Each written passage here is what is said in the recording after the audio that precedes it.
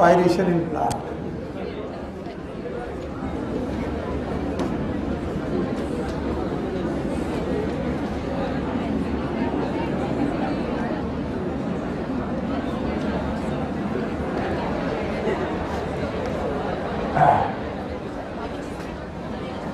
एकदम शांत होकर के सुनिए।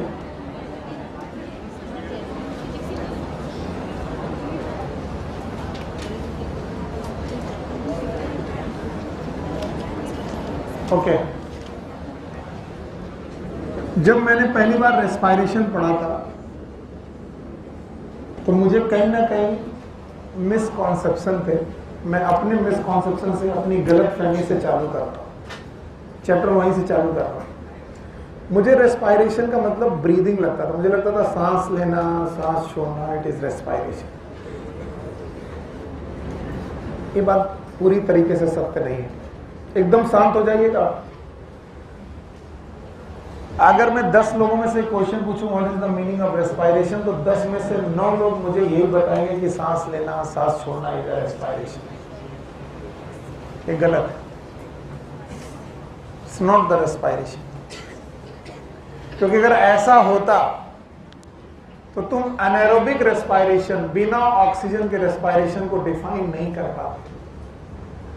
कोई पूछता व्हाट इज एनारोबिक रेस्पायरेशन, जिसमें ऑक्सीजन की जरूरत, जिसमें सांस लेने की जरूरत, तो बता है। अब मैं कह रहा हूं ध्यान से सुनो, बट कहीं बंद, एकदम ध्यान से सुनो।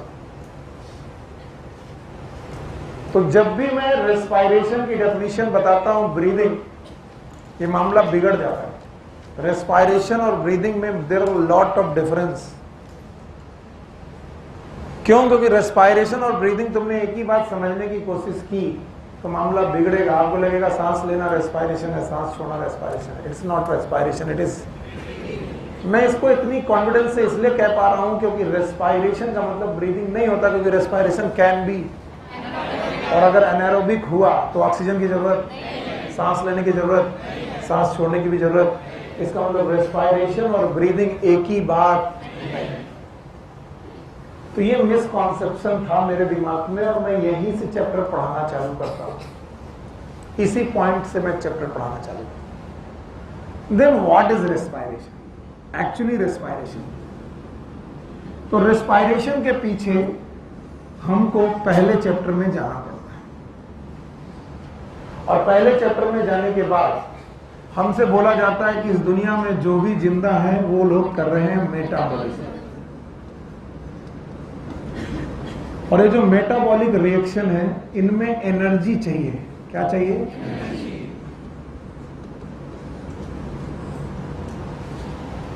और मेटाबॉलिज्म की वजह से आप जिंदा हैं, लिविंग हैं। तो अगर आपको इस दुनिया में जिंदा रहना है तो क्या करनी पड़ेगी? और मेटाबॉलिज्म करनी है तो क्या चाहिए? एनर्जी। तुम उतनी देर से बैठ नहीं पाए, आज इधर कितनी जगह आओ।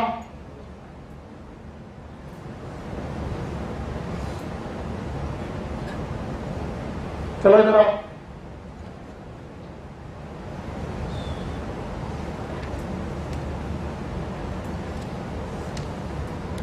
सो अगर जिंदा रहना है तो क्या करनी पड़ेगी?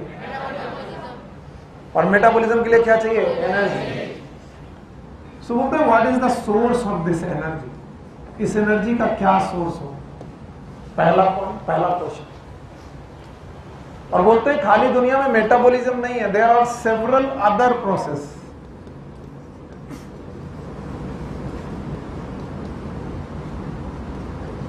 और वो ऐसे प्रोसेस हैं जो लिविंग है। Several other living process, they require energy. इसके लिए आपको एनर्जी की जरूरत है।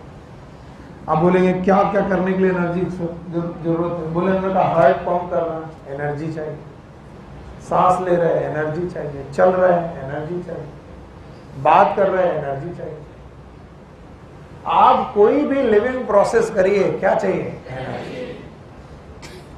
तो बोलते हैं एनर्जी आती कहां से? बोले सर ये एनर्जी आती है एटीपी से। कहां से आती है? एटीपी। What is ATP? क्योंकि सेल के अंदर की एनर्जी का मतलब भूल गए, एडिनोसिन ट्राइफॉस्फेट। तो मैंने कहा ये एटीपी आती कहां से? तो किसी ने अभी भी फोटोसिंथेसिस पढ़ी थी, तो किसी ने कहा कि सर फोटोसिंथेसिस से। हमने कहा अच्छा, मान लिया फोटोसिंथेसिस से एटीपी आती है, मान लिया। पर हमने कहा जो लोग फोटोसिंथेसिस नहीं कर पाते, नॉन ग्रीन लोग हैं,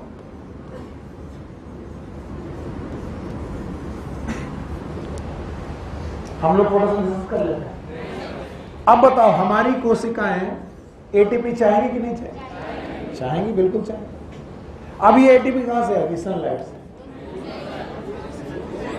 कहां से? फूड से। थैंक यू वेरी मच कि आपने बोला कि सर ये एनर्जी कहां से आएगी? फूड से। तो हम कह रहे हैं हमको फूड मिलेगा, ये रहा फूड,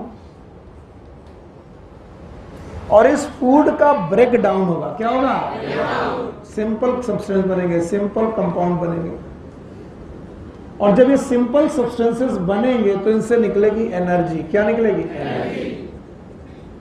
और इसी एनर्जी से को हम लोग स्टोर करेंगे इन the form of ATP. Now this is a respiration. ये है रेस्पायरेशन। सर नहीं समझ में आया, फिर से बताओ। अगर हम इस दुनिया में जिंदा रहना चाहते हैं तो हमें क्या करनी पड़ेगी? और भी लिविंग प्रोसेस करने पड़ेंगे। हार्ट को पंप करना पड़ेगा, किडनी को काम करना पड़ेगा, हम लोग चलेंगे फिरेंगे, एनर्जी चाहिए।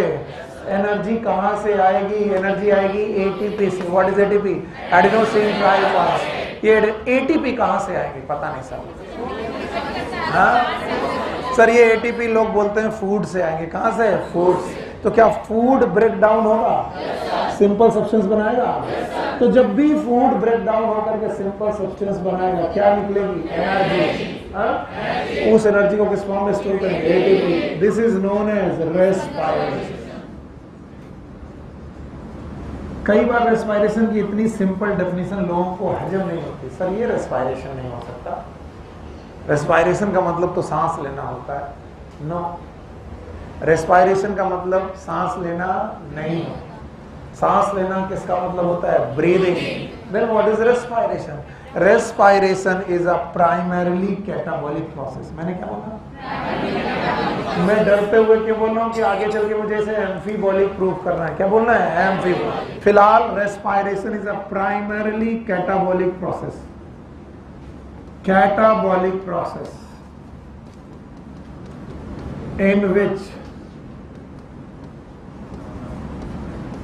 in which breakdown of food particles occur. Food particle occurs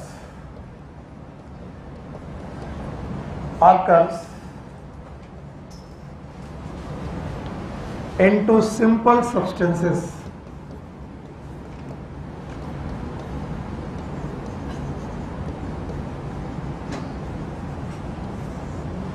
due to which energy is released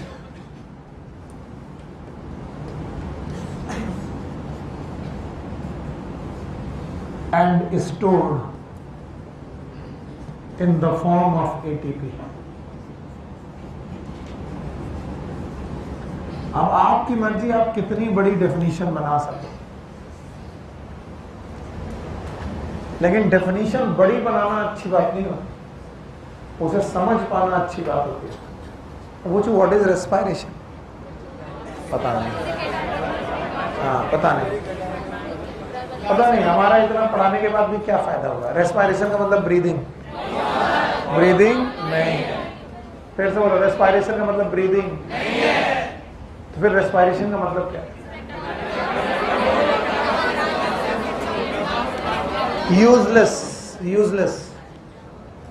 useless. दूसरा तरीका अपनाते हैं।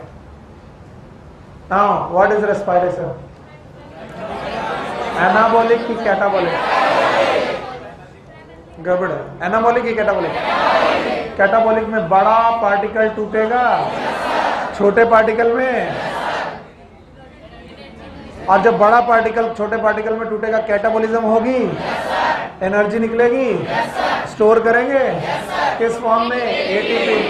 स्टोर कर लिया, इसी का नाम पता नहीं। क्या यही रेस्पायरेशन है? Yes sir. अभी भी नहीं आया। What is catabolic? What is catabolism? Breakdown of larger particle into simple particle. What is respiration? It is a primarily catabolic. आगे ये एनाबॉलिक भी प्रूफ होगा, लेकिन प्राइमरली जिसमें मैं बड़ा पार्टिकल तोड़ रहा हूँ, छोटा पार्टिकल बना रहा हूँ, ताकि क्या मिल सके? हाँ, चलिए अब चैप्टर संभालते हैं। बोलते हैं आपकी एनसीईआरटी यहां से शुरू करती है कि फॉर वेरियस लिविंग प्रोसेसेस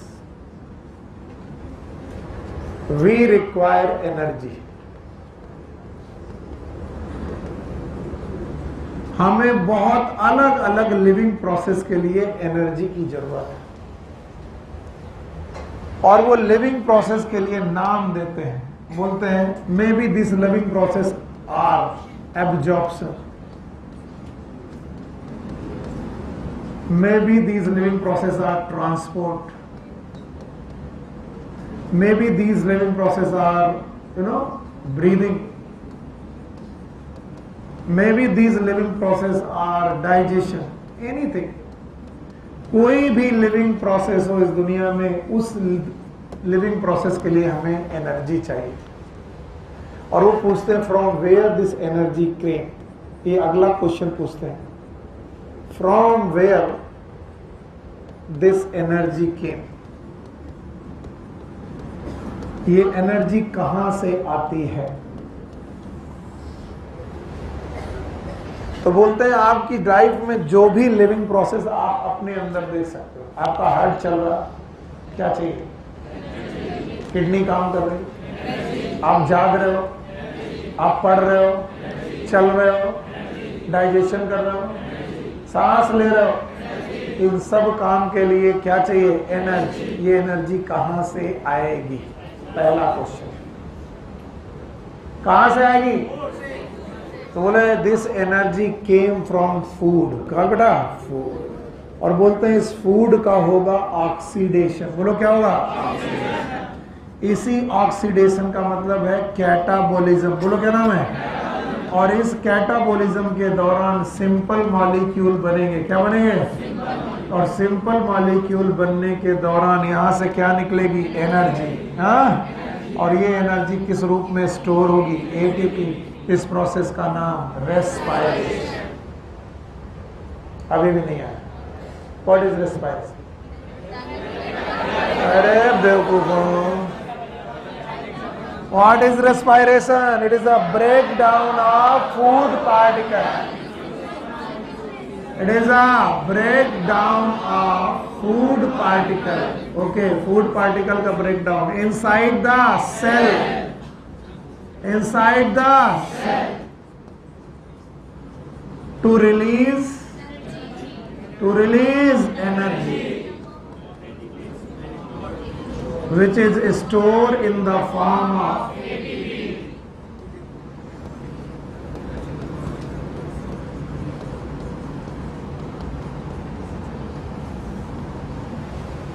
अब रेस्पायरेशन की डेफिनेशन चाहिए बिना देखे। What is respiration? breakdown of food particle inside the cell to release energy store in the form of ATP। कुछ नहीं आया? क्यों नहीं आया? वहां लड़ाई कर रहे थे बैठने के लिए। यहां बैठो, यहां से दिखाई पड़ेगा। दिख रहा है यहां पर? यहां बैठो, किस वाली line?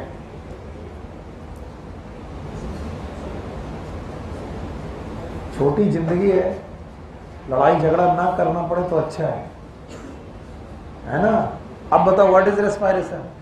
Breakdown of the food inside the cell to release energy store in the form of ATP. अब एक डायग्राम बना के समझाने की कोशिश करूंगा। फिर से बताओ, क्या ये एक सेल है? No sir. इस सेल में कहीं से फूड आया? No sir. और इस फूड का ब्रेक डाउन हुआ? फूड से क्या बने? Simple molecule. क्या निकली? बार बार वही बात बोल रहा हूं, एनर्जी किसमें स्टोर हुई? एटीपी। प्रोसेस का नाम रेस्पायरेशन। सर इतना रेस्पायरेशन सरल हो ही नहीं सकता। यही है respiration. What is respiration?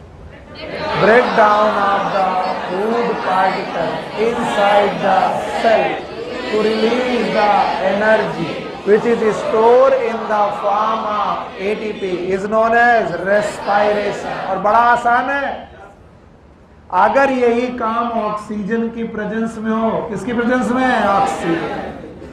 If this breakdown happen in presence of oxygen, फिर से बोलो, it is known as aerobic respiration। बोलो क्या? and if it happen in absence of oxygen, presence की absence, ऑक्सीजन की absence में हो, it is anaerobic respiration।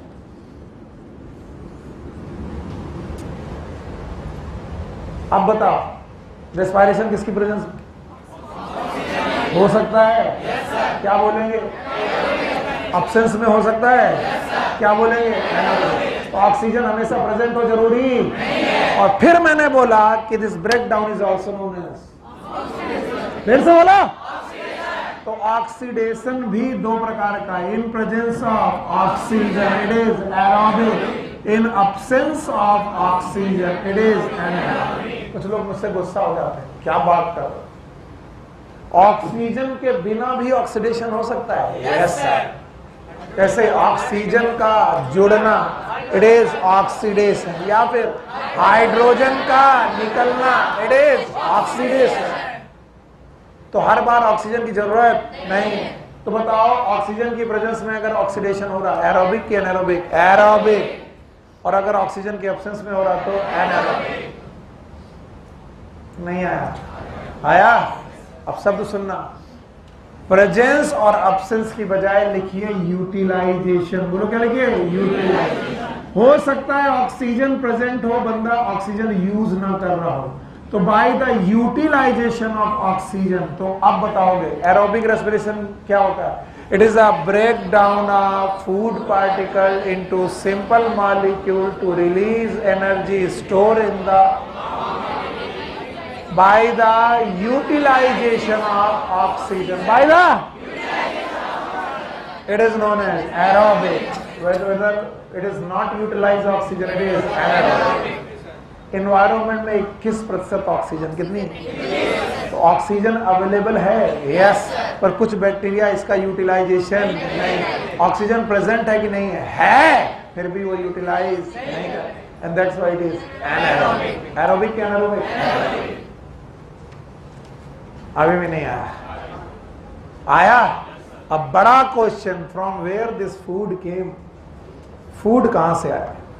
इसके बाद अगर मैं बोर्ड खाली करूं तो ये जो है तुम्हारे दिमाग में छपा होना चाहिए, नहीं तो मार पड़ेगी। नहीं तो मार पड़ने वाली है। चलो, क्या हम जिंदा हैं? एनर्जी चाहिए? चाहे एब्जॉर्प्शन करना हो, रेस्पायरेशन करना हो, कुछ भी करना हो, एनर्जी चाहिए। वो बोलती है एनर्जी कहां से आएगी? बता पाओगे? एनर्जी आएगी फूड को तोड़ने से। सेल के अंदर कि सेल के बाहर? थैंक गॉड कि आपको आदत है। क्या फूड का सेल के अंदर टूट जाना कोई प्रोसेस है? इस प्रोसेस का नाम क्या? ये रेस्पायरेशन है। डेफिनेशन बता पाओगे?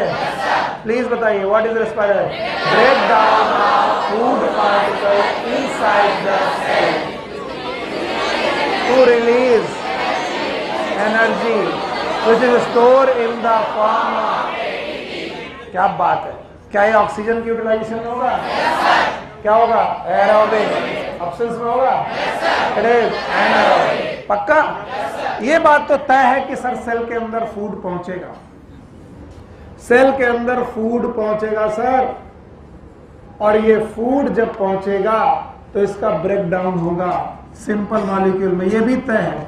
और इससे क्या निकलेगी? एनर्जी। ये भी तय है कि एनर्जी किस रूप में स्टोर होगी? एटीपी। और सर ये भी मालूम है कि इस प्रोसेस का नाम रेस्पायरेशन। इसका मतलब respiration is extra cellular process की intra cellular. But sir my question is from where this food came, food कहां से आया? तो बोला फूड कहां से आया ये डिपेंड करेगा ऑर्गेनिज्म पर। किस पर? फॉर एग्जाम्पल, अगर ऑर्गेनिज्म है प्लांट या फिर है साइनोबैक्टीरिया, बोलो क्या है? साइनोबैक्टीरिया। अगर ऑर्गेनिज्म है प्लांट या फिर cyanobacteria, they will create or synthesize this food by the process known as photosynthesis। फिर से बोलो। तो उन्होंने फोटोसिंथेसिस के द्वारा, किसके द्वारा? देखो चैप्टर आगे बढ़ रहा, बातें मत करो। उन्होंने, अगर ऑर्गेनिज्म का नाम प्लांट या साइनोबैक्टीरिया है, तो प्लांट और साइनोबैक्टीरिया फोटोसिंथेसिस के द्वारा क्या बनाते हैं? फूड। अगला ही क्वेश्चन, ये फूड कहां बनता है? क्लोरोप्लास्ट। फिर से बोलो। सर क्लोरोप्लास्ट में बनता है। कितनी रिएक्शन है? 2। एक है लाइट, एक है डार्क। बन गया? तो बताओ फूड कहां पर है? क्लोरोप्लास्ट। पक्का? तो क्या क्लोरोप्लास्ट में पड़ा पड़ा फूड टूटने लगता है? No no. इसका मतलब है chloroplast is the part of cell. Let suppose is the chloroplast, ये क्लोरोप्लास्ट है, लेकिन क्लोरोप्लास्ट में जो फूड बना वो क्लोरोप्लास्ट में पड़ा पड़ा टूटेगा नहीं। क्लोरोप्लास्ट का फूड भेजा जाएगा साइटोप्लाज्म। फिर से बोलो। And mitochondria. एंड माइटोकॉन्ड्रिया, यानी इस फूड को भेजा जाएगा साइटोप्लाज्म में। फिर से बोलो। या फिर भेजा जाएगा माइटोकॉन्ड्रिया। फिर से बोलो। और साइटोप्लाज्म और माइटोकॉन्ड्रिया में इसका होगा ब्रेक डाउन, या मतलब रेस्पायरेशन काम होगा। पागल हो तुम लोग, तुम लोगों पे एनर्जी खर्चा करना बेवकूफी है। कहां पर होगा रेस्पायरेशन? सब ने बोला कि बताओ रेस्पायरेशन इज एक्स्ट्रा सेलुलर की इंट्रा सेलुलर? सेल के अंदर है। अगर रेस्पायरेशन एक प्रोसेस इंट्रा सेलुलर प्रोसेस है, तो सेल के बाहर के सेल के अंदर, और सेल के अंदर जब भी टूटेगा तो क्या टूटेगा? फूड। तो मैंने कहा फूड कहां से आया? बताओगे? तुमने कहा सर फूड आया कहां से? अगर कोई क्या है? प्लांट और साइनोबैक्टीरिया। फिर से बोला। तो क्या ये फूड बनाएंगे? साइनोबैक्टीरिया क्रोमैटोफोर में बनाएंगे। कहां पर? क्रोमैटोफोर। क्लोरोप्लास्ट में नहीं। बाकी प्लांट कहां बनाएंगे? क्लोरोप्लास्ट। क्लोरोप्लास्ट में बना फूड क्या वहीं पड़ा पड़ा टूटने लगेगा? क्रोमैटोफोर में बना फूड टूटने लगेगा? नहीं। तो फिर कहां पर भेजा जाएगा? साइटोप्लाज्म या फिर माइटोकॉन्ड्रिया। और साइटोप्लाज्म और माइटोकॉन्ड्रिया में इसका क्या होगा? Break down. तो बताओ फोटोसिंथेसिस कहां होती है? क्लोरोप्लास्ट। लेकिन बेटा रेस्पायरेशन कहां है? या तो साइटोप्लाज्म, या तो माइटोकॉन्ड्रिया, या तो दोनों जगह। ठीक, चलो अब फिर से टॉपिक पकड़ते हैं। What is respiration? It is a intracellular process. कुछ तो मॉडिफाई करो। It is a outside the cell की inside? Thank God. Now it is a breakdown of food particle inside the cell. शाबाश। Food inside the cell to release, which is stored in the form of ATP. कितने प्रकार का? 2। Oxygen की presence में, oxygen के utilisation से aerobic, oxygen के absence में एनारोबिक। पक्का?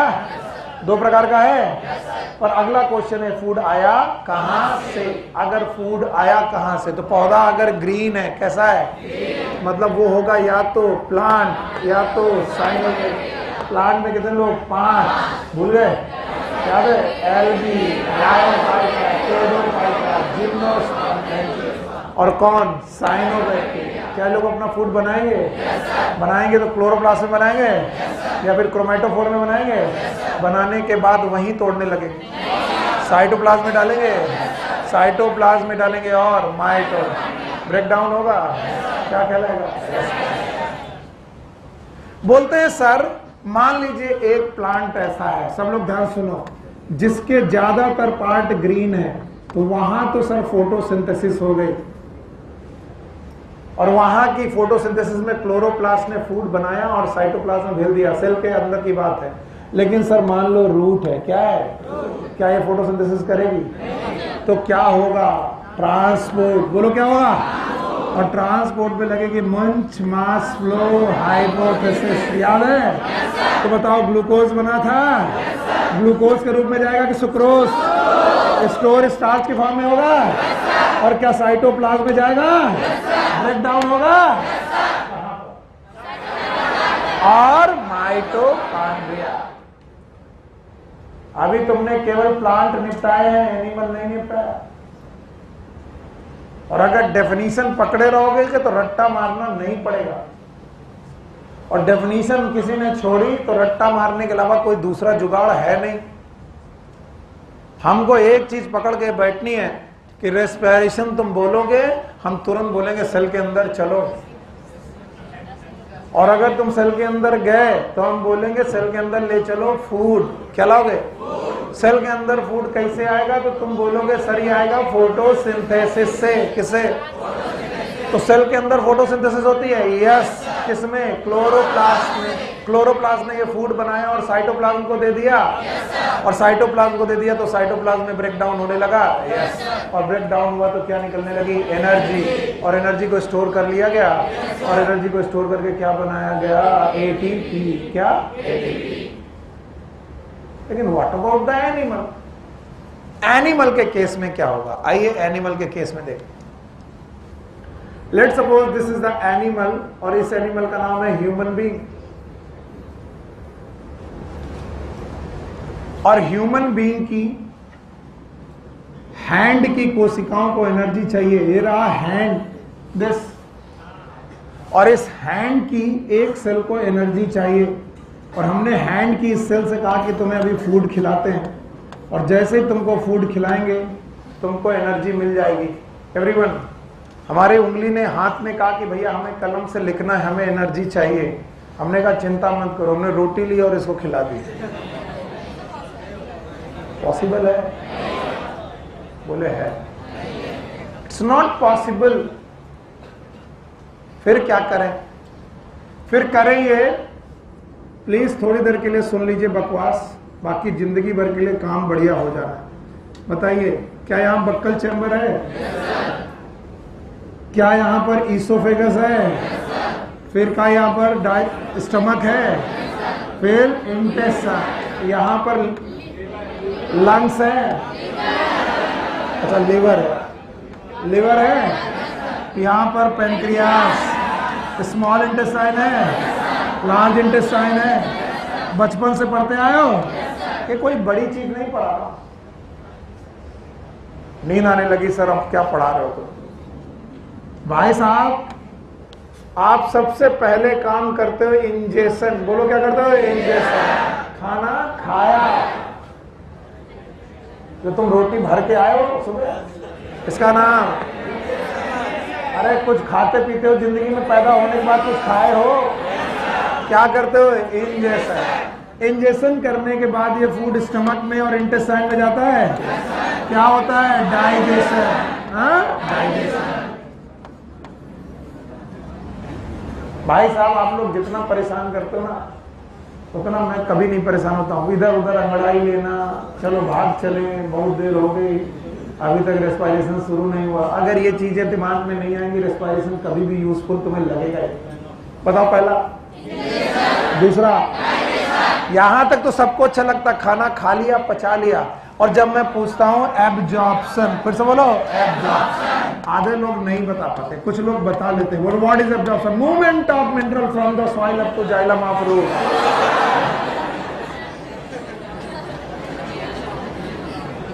What is absorption? Movement of water from the soil up to xylem of root. No. अब एब्जॉर्प्शन की डेफिनेशन अलग है। एवरीवन हियर, एब्जॉर्प्शन हो रहा है इंटेस्टाइन में। कहां पर? इंटेस्टाइन। खाना पचाया गया इंटेस्टाइन में। इंटेस्टाइन में पचा हुआ खाना पड़ा हुआ है, तुमने रोटी खाई, वो ग्लूकोज बन चुकी है। कहां पर? इंटेस्टाइन। और इंटेस्टाइन को दिखाई पड़ रही है वॉल, इंटेस्टाइन की wall. Let suppose I am a food और ये इंटेस्टाइन की वॉल है। अब इस इंटेस्टाइन की वॉल में मुझे ब्लड कैपिलरीज दिख रहे हैं। क्या दिख रहे हैं? Blood capillaries. And I move to the blood capillaries. It is known as, just try to see, एक रोटी की तरह अपने आप को बिहेव करो। ये क्या हुआ? इंजेशन। तुम रोटी हो, चले गए कहाँ? ईसोफेगस। कहाँ पहुंचे? स्टमक। क्या हुआ? डाइजेशन। टुकड़ा टुकड़ा किया गया, आपकी रोटी का ग्लूकोज बनाया गया, कहाँ भेजा गया? इंटेस्टाइन। हाँ, तुमने कहा हे राम भगवान, मैं तो लुट गया, बर्बाद हो गया, मेरे तो सारा तोड़ तोड़ कर छोटा कर दिया गया। अब आप छोटे छोटे ग्लूकोज के रूप में टूट चुके हो, अब क्या करोगे? अब आप हो गए absorption. What is absorption? I don't know sir. Absorption is a movement of food from intestine to the wall, to the wall. और वॉल में क्या है? Blood, blood cap.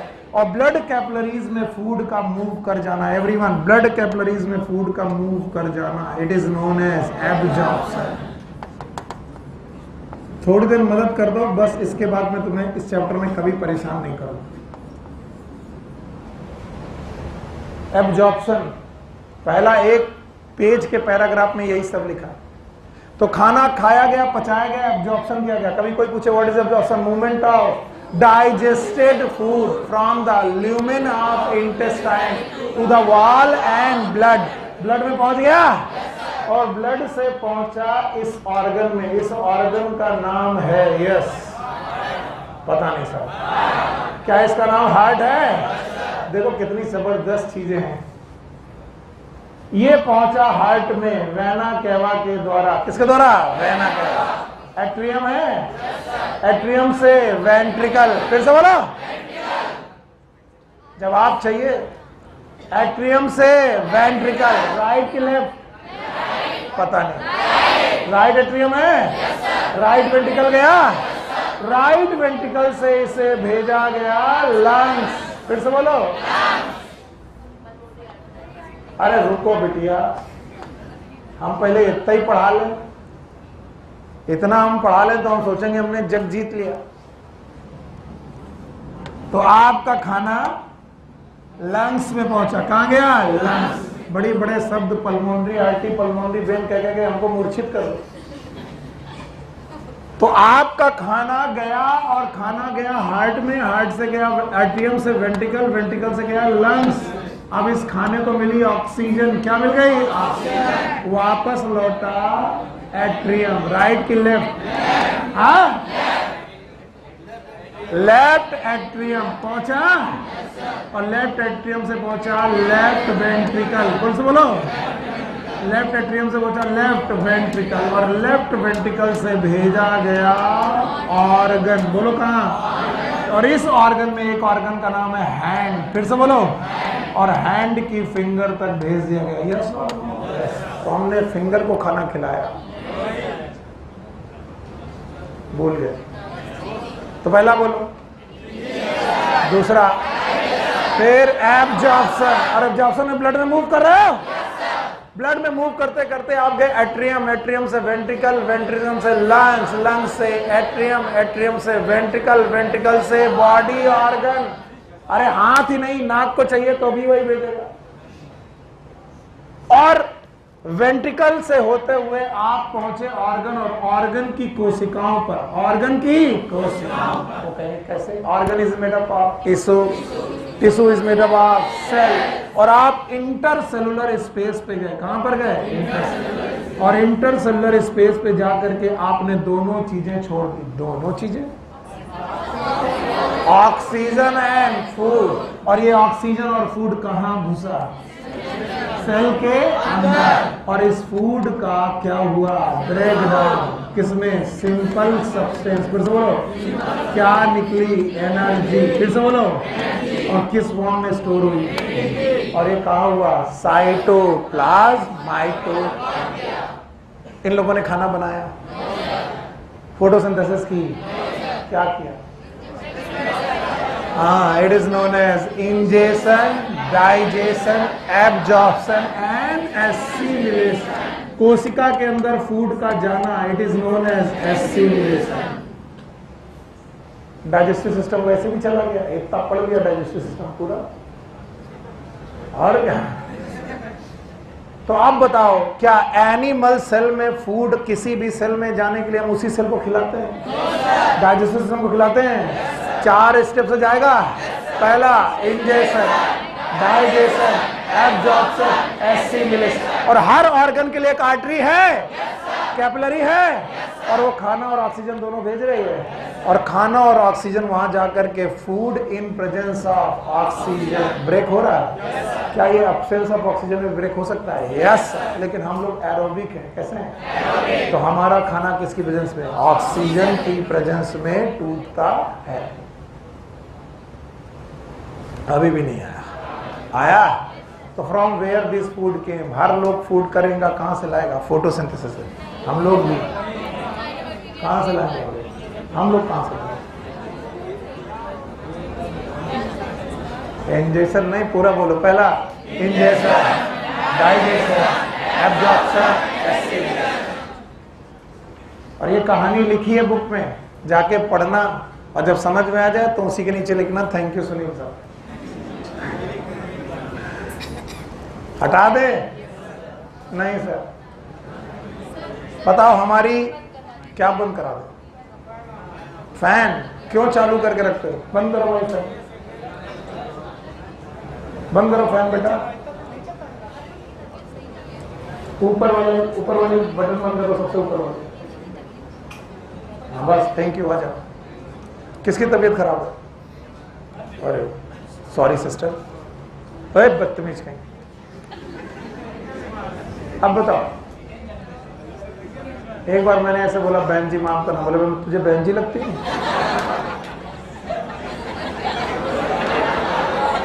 ऐसा हो जाता ना, जैसे बहन जी, भाई साहब, भैया। मुंबई में भैया उन्हें बोलते हैं जो लोग यूपी से जाते हैं और ठेला चलाते हैं, मतलब हाथ ठेला। तो आप अगर वहां पर किसी से बोल दो भैया, बोले मैं तुझे भैया लगता हूँ? भाई साहब, मैं भाई साहब लगता हूँ। अच्छा अंकल जी।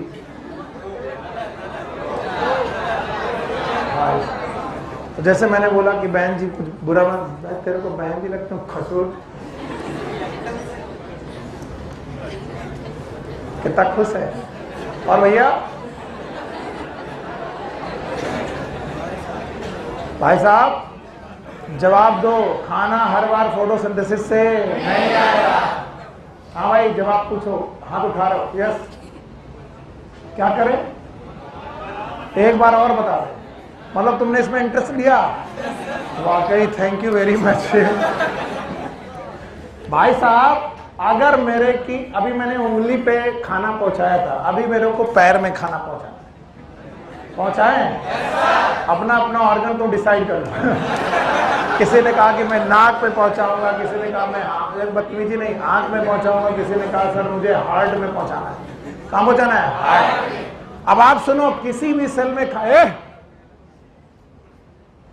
किसी भी सेल में खाना पहुंचाने का तरीका क्या? पहला रोटी खाई, फिर पचाई, फिर एब्जॉर्प्शन। सबसे मुश्किल शब्द है एब्जॉर्प्शन।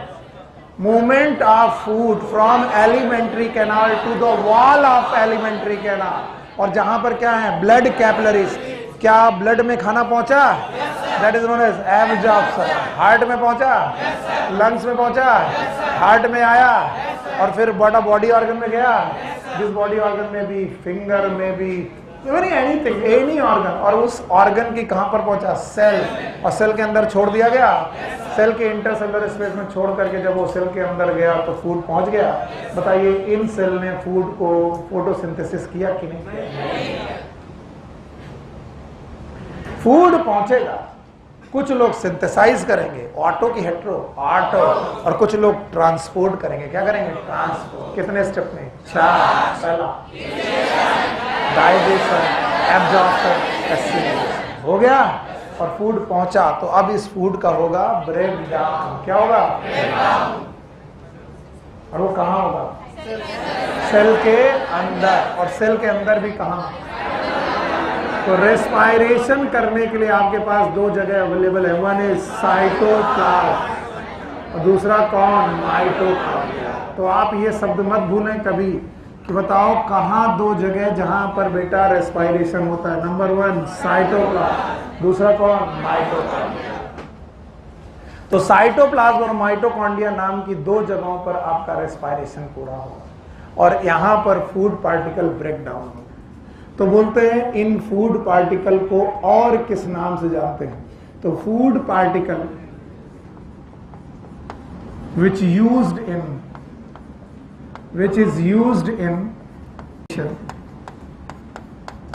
वो फूड पार्टिकल जो रेस्पायरेशन में यूज होते हैं, they are known as respiratory substrate. एकदम शांत, ये रेस्पायरेटरी सबस्ट्रेट होते हैं। बोलता हूं शांत हो जाओ, मार खाए बिना नहीं शांत हो। The food particle which is used in the respiration, they are known as respiratory substrate। अब तुमने रोटी खाई तो रोटी रेस्पायरेशन करेगी ग्लूकोज, क्योंकि रिएक्टर में स्टार्च राइजेस होकर बनाएगा ग्लूकोज, और ग्लूकोज जाके रेस्पायरेटरी सबस्ट्रेट की तरह काम करेगा। तो respiratory substrate can be of 3 main type, may be carbohydrate, may be protein, may be fat और may be protein। तो रेस्पायरेशन के दौरान सेल के अंदर कार्बोहाइड्रेट का ब्रेकडाउन हो सकता है, फैट का ब्रेकडाउन हो सकता है, प्रोटीन का ब्रेकडाउन हो सकता है। Most of the time carbohydrate का ही ब्रेकडाउन होता है, मोस्ट ऑफ द टाइम, क्योंकि carbohydrate is the instant source of energy. आप लोगों ने अक्सर एडवर्टाइजमेंट सुना होगा, ग्लूकॉन डी नाम सुना है। Why is Glucon D is the instant source of energy? Why? Because Glucon D में है ग्लूकोज। फिर से बोलो। और ये ग्लूकोज पीते ही आपके ब्लड में एब्जॉर्ब हो जाता है, और ब्लड में एब्जॉर्ब होकर कहां पहुंचता है? सेल्स में, और सेल्स में टूट कर क्या देने लगता है? एनर्जी। क्या? एनर्जी। तो most of the time glucose और the carbohydrate, they are the source of energy. Carbohydrate और फैट जब तक टूटते रहेंगे तब तक रेस्पायरेशन को बोलेंगे इट इज फ्लोटिंग रेस्पायरेशन। ये शब्द एनसीईआरटी में नहीं है, प्लीज लिख लीजिएगा। Floating respiration is the respiration in which the respiratory substrate is carbohydrate and fat। जब तक कार्बोहाइड्रेट और फैट दोनों का रेस्पायरेशन होगा, यानी इन दोनों का ब्रेकडाउन होगा, ऐसे रेस्पायरेशन को बोलेंगे फ्लोटिंग रेस्पायरेशन। और अगर कहीं प्रोटीन टूटने लगी, ब्रेकडाउन होने लगी, it is known as protoplasmic respiration.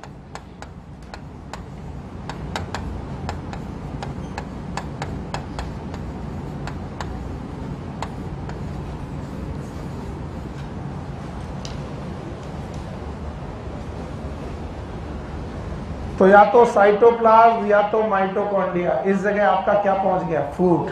कितने प्रकार से? 2। अगर आप ग्रीन है, क्या है? तो आपने ये फूड खुद बनाया है, कहां पर? क्लोरोप्लास्ट। और क्लोरोप्लास्ट से निकाल के कहां भेजा है? साइटोप्लाज्म और माइटोकॉन्ड्रिया। साइटोप्लाज्म और फिर वहां पर इसको ब्रेक डाउन किया, यस और नो?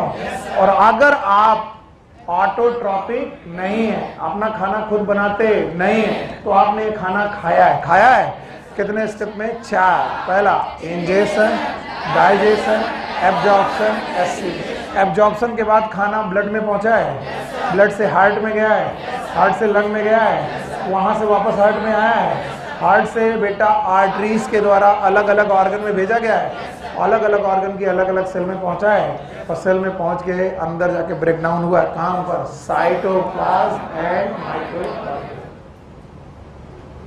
You got it?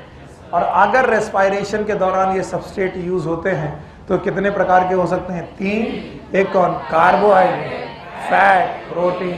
जब तक कार्बोहाइड्रेट और फैट का रेस्पायरेशन है, इसका नाम फ्लोटिंग रेस्पायरेशन। और जब तक प्रोटीन का रेस्पायरेशन, जो प्रोटोप्लाज्म। बोलो प्रोटो। तो कितने प्रकार का रेस्पायरेशन? 2।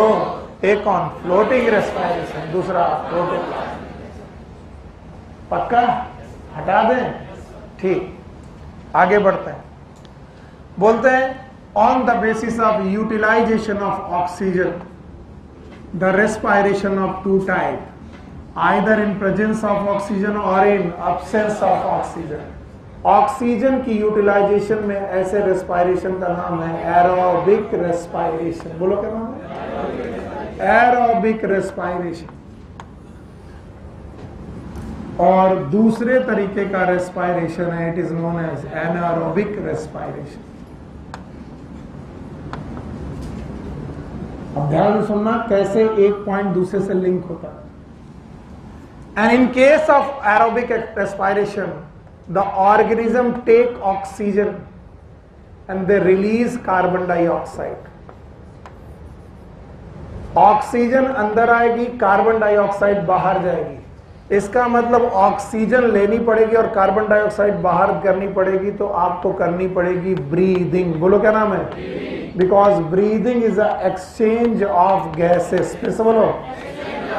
और एक्सचेंज ऑफ गैसेस होने की वजह से रेस्पायरेशन चालू होगा. इसका मतलब breathing is respiration? No, breathing is the one part of respiration. और वो भी एनारोबिक की एरोबिक? एरोबिक. क्योंकि एरोबिक रेस्पायरेशन ये कहता है कि हमें क्या लेनी पड़ेगी, क्या निकालनी पड़ेगी, CO2. तो मुझे कुछ ना कुछ ऐसा प्रोसेस करना पड़ेगा कि मैं ऑक्सीजन एंट्री करूं और कार्बन डाइऑक्साइड बाहर कर दूं. प्रोसेस का नाम breathing. Breathing is exchange of gases. और ब्रीदिंग की जरूरत नहीं पड़ेगी, there is a no breathing. Breathing की जरूरत नहीं पड़ेगी अगर कोई रेस्पायरेशन एरोबिक है कि anaerobic? Anaerobic. Although carbon dioxide यहां भी निकलेगी और निकल के एनवायरमेंट में चली जाएगी, लेकिन विद ब्रीदिंग और विदाउट ब्रीदिंग? विदाउट. इसलिए दुनिया में जितने एरोबिक ऑर्गेनिज्म है, फिर से बोल रहा हूं, दुनिया में उनमें ब्रीदिंग हो सकती, होगी, हो सकती है. So breathing is one part of respiration in aerobic organism. अब बताओ, human and animals, most of the animals starting from Porifera to Chordata, ज्यादातर लोग कैसे हैं? एरोबिक. सबकी ज्यादातर. और इसीलिए सारे लोग अपना अपना एक रेस्पायरेटरी सिस्टम रखते हैं जिसमें वो गैसेस का एक्सचेंज करते हैं. क्या करते हैं? गैसेस. एरोबिक एक्सचेंज या फिर ब्रीदिंग करते हैं. इसी केस में प्लांट भी हैं. कौन बेटा? प्लांट. और याद रखना, the plant are the organism, they are aerobic in nature. कैसा बेटा? एरोबिक. और अगर ये एरोबिक नेचर है तो क्या ये भी ब्रीद करते होंगे? नो. याद रखना, क्योंकि यही अगला टॉपिक है आपका. Do plant breathe? क्या प्लांट ब्रीद करते हैं? बुक देखो, बुक देखते रहिए और टॉपिक को कनेक्ट करिए. टॉपिक को कनेक्ट करिए. बताओ, ऑक्सीजन की प्रेजेंस में है तो रेस्पायरेशन एरोबिक, ऑप्शंस में है तो एनारोबिक. तो रेस्पायरेशन कितने प्रकार का? दो. एक कौन? एरोबिक. दूसरा एनारोबिक. एरोबिक रेस्पायरेशन में क्या लोगे? ऑक्सीजन. क्या छोड़ोगे? CO2.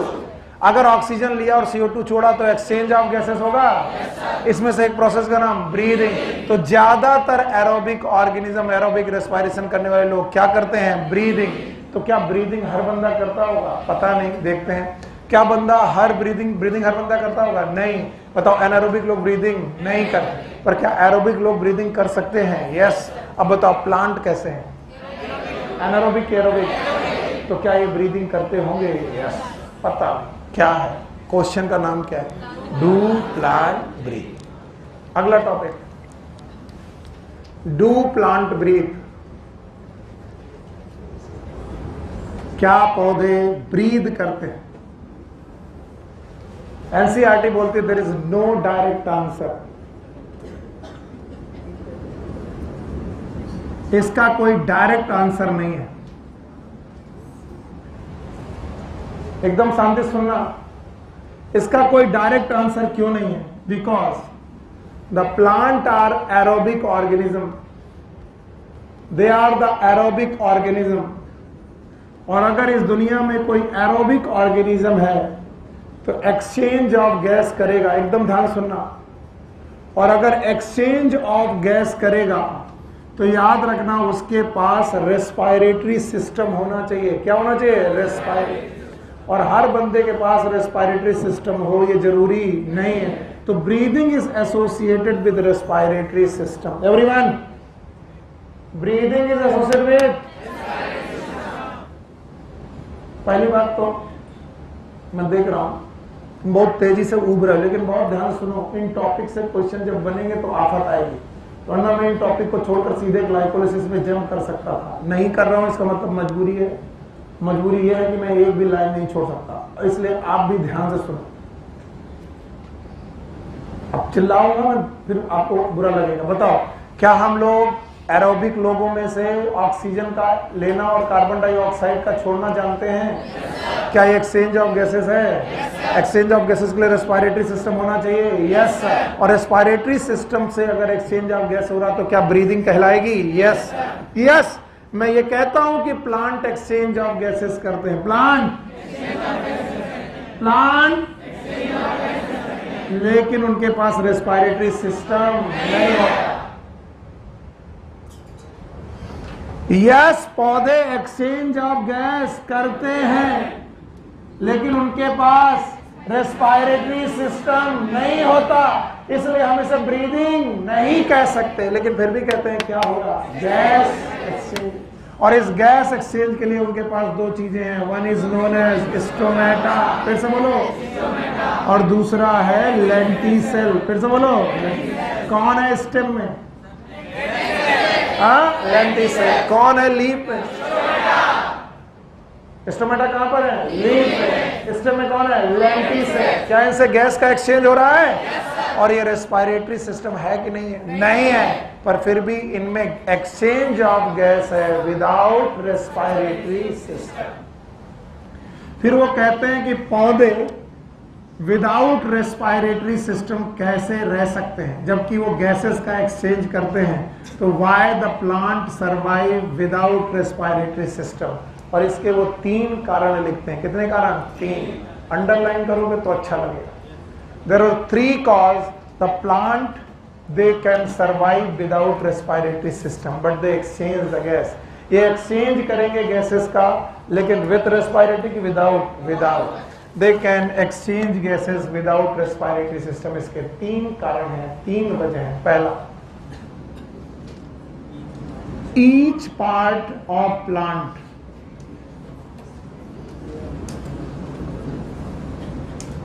take care of its own gas exchange.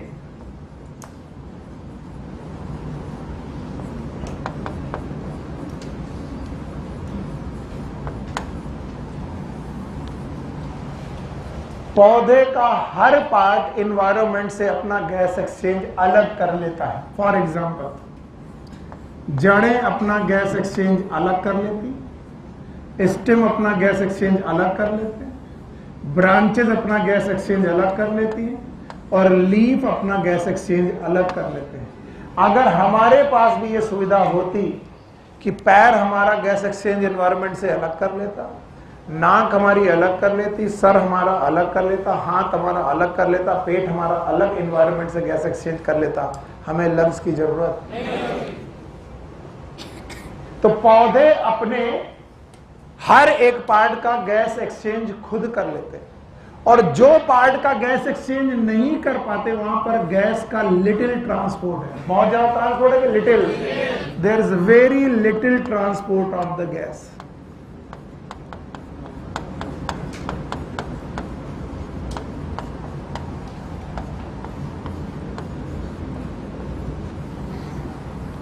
और अगर ट्रांसपोर्ट ऑफ गैस बहुत कम है तो किसी सिस्टम की जरूरत नहीं है, इतने तुम चले जाओ। हम जानते हैं कि हम टॉपिक के सबसे बोरिंग पोर्शन से गुजर रहे हैं, मैं जानता हूं। पढ़ाते हुए थर्ड टीचर को मालूम होता है क्या इंटरेस्टिंग है क्या नहीं है, लेकिन बोरिंग होने के बावजूद भी ये बहुत जरूरी है, इसलिए केवल मेरी जिम्मेदारी नहीं है। ठीक, सो मत जाना। अभी मैं पढ़ाने के बाद पूछूंगा कि पौधों में रेस्पिरेटरी सिस्टम क्यों नहीं होता और क्यों जरूरत नहीं होती, बता पाओगे? पहले 2 कारण बताओ। प्लांट का हर एक पार्ट अपना गैस एक्सचेंज, पैर अगर हमारा अलग कर पाता, हाथ अलग गैस एक्सचेंज कर पाता, हमें लंग्स की जरूरत, हमें मालूम है हमारी ये उंगलियां डायरेक्ट गैस एक्सचेंज एनवायरनमेंट से नहीं कर सकती, इसलिए हम लंग्स के द्वारा ब्लड में ऑक्सीजन यहां तक भेजते हैं। यस और नो? तो बोलते हैं प्लांट का हर एक पार्ट अपना गैस एक्सचेंज खुद कर लेता है, और जो नहीं कर पाता वहां पर ट्रांसपोर्ट ऑफ गैसेस बहुत ज्यादा की बहुत कम, बहुत कम।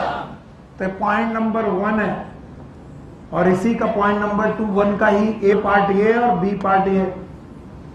Now the point number 2, there is a very less demand of oxygen or the less demand of the gas, very less demand of the oxygen by plants. Plants के पास oxygen की बहुत कम demand है। तो कोई पूछता है क्यों? Why? Because they have slow metabolic rate. इनका स्लो मेटाबॉलिज्म है। अब आप पूछेंगे स्लो मेटाबॉलिज्म क्यों है? क्योंकि इनके पास हार्ट, किडनी, लिवर, तो इनको मेटाबॉलिज्म फास्ट करने की जरूरत, तो इनको एनर्जी की ज्यादा जरूरत। तो रेट ऑफ मेटाबॉलिज्म फास्ट है कि स्लो? तो बताओ इन्हें एनर्जी बहुत फास्ट चाहिए कि धीरे धीरे? तो ऑक्सीजन भी बहुत ज्यादा कि बहुत कम? बहुत कम। वहीं एनिमल के बारे में बताओ, एनिमल का रेट ऑफ मेटाबॉलिज्म फास्ट, तुम्हें दौड़ना भी है, चलना भी है, पढ़ना भी है, खाना भी है, भागना भी है, तो rate of metabolism fast, energy की रिक्वायरमेंट ज्यादा, इसलिए ऑक्सीजन ज्यादा। हमको ऑक्सीजन की डिमांड क्यों ज्यादा है? क्योंकि हमारा रेट ऑफ मेटाबॉलिज्म ज्यादा और पौधों को कम है। और याद रखना, जो रिक्वायरमेंट ऑफ द ऑक्सीजन है वो आपको कहां से ली जा रही है? एटमॉस्फेयर। भूल जाओ कहां से। लेकिन आपको मालूम है पौधे परफॉर्म फोटोसिंथेसिस, क्या परफॉर्म करते हैं? भूल गए फोटोसिंथेसिस में क्या होता है? याद है? फोटोसिंथेसिस करते वक्त कार्बन डाइऑक्साइड और वाटर जुड़ता है, क्या बनता है? C6H12O6। क्या निकलती है? तो एक तो जरूरत कम है, और दूसरा वो क्या करते हैं? तो वो क्या पैदा करते हैं? और ये ऑक्सीजन कहां पैदा हुई? बॉडी के अंदर। तो जिस बॉडी के अंदर जिस पार्ट को जरूरत है ये ऑक्सीजन काम आ जाएगी, और इसे एटमॉस्फेयर से लेना नहीं पड़ेगा। काहे पढ़ाते हैं जब तुम पढ़ना नहीं चाहते, है ना? कभी कभी मुझे खुद लगता है अच्छा पढ़ाओ, बड़े टीचर बन जाओ, ये जब क्वेश्चन आएगा तो मुंह फैला के बैठ जाओ, सर ये नहीं पढ़ाया। पहला point, each plant part take its own gas exchange, और बहुत कम ट्रांसपोर्ट ऑफ गैस जरूरत है। दूसरा, डिमांड कम है। डिमांड क्यों कम है? क्योंकि मेटाबॉलिक रेट ज्यादा की कम, तो ऑक्सीजन की जरूरत भी कम। और ऊपर से हमें क्या आता है? फोटोसिंथेसिस। हम कौन? प्लांट। तो फोटोसिंथेसिस करके क्या निकालोगे? ऑक्सीजन। और ये ऑक्सीजन काम आ जाएगी? No sir. तो दूसरा पॉइंट का ए ये और बी ये। नाउ द थर्ड पॉइंट, अगर कभी गैस ट्रांसपोर्ट करनी पड़ भी जाए, एवरीवन यार, हमें गैस ट्रांसपोर्ट करना पड़ जाता है तो हमें बहुत दूर तक गैस ले जानी पड़ सकती है, लंग से इस उंगली तक। अब हमें रेस्पिरेटरी सिस्टम चाहिए, लेकिन distance of the transport of gases, distance for the transport of gases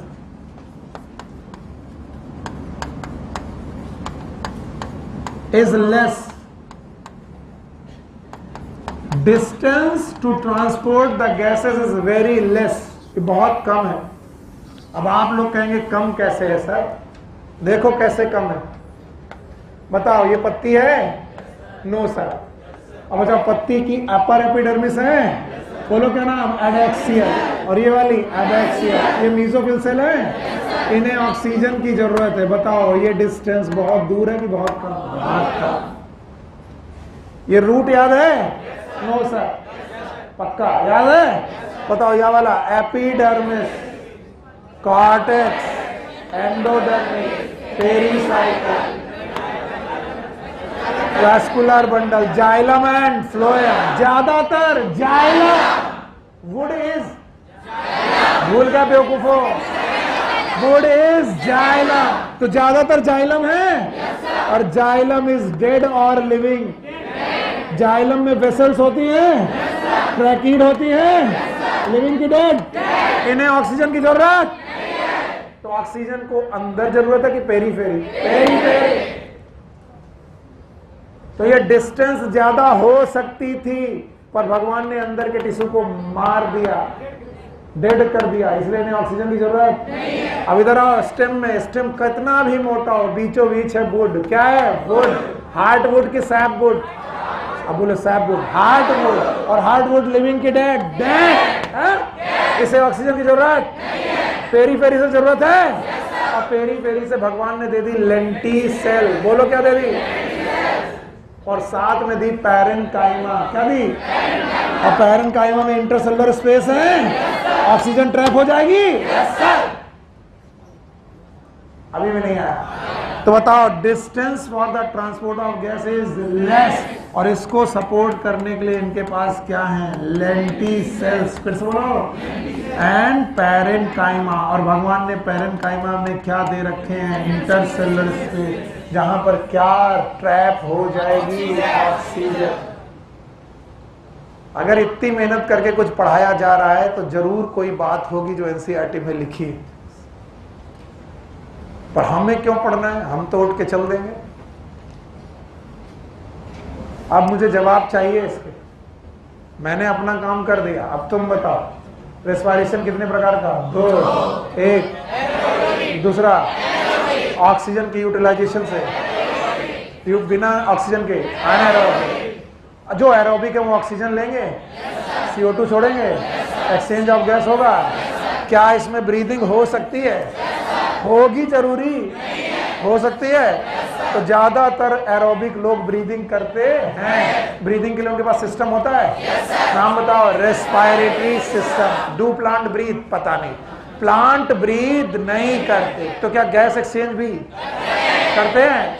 इसलिए भगवान ने 2 चीजें दी हैं, एक स्टोमेटा और एक lentils.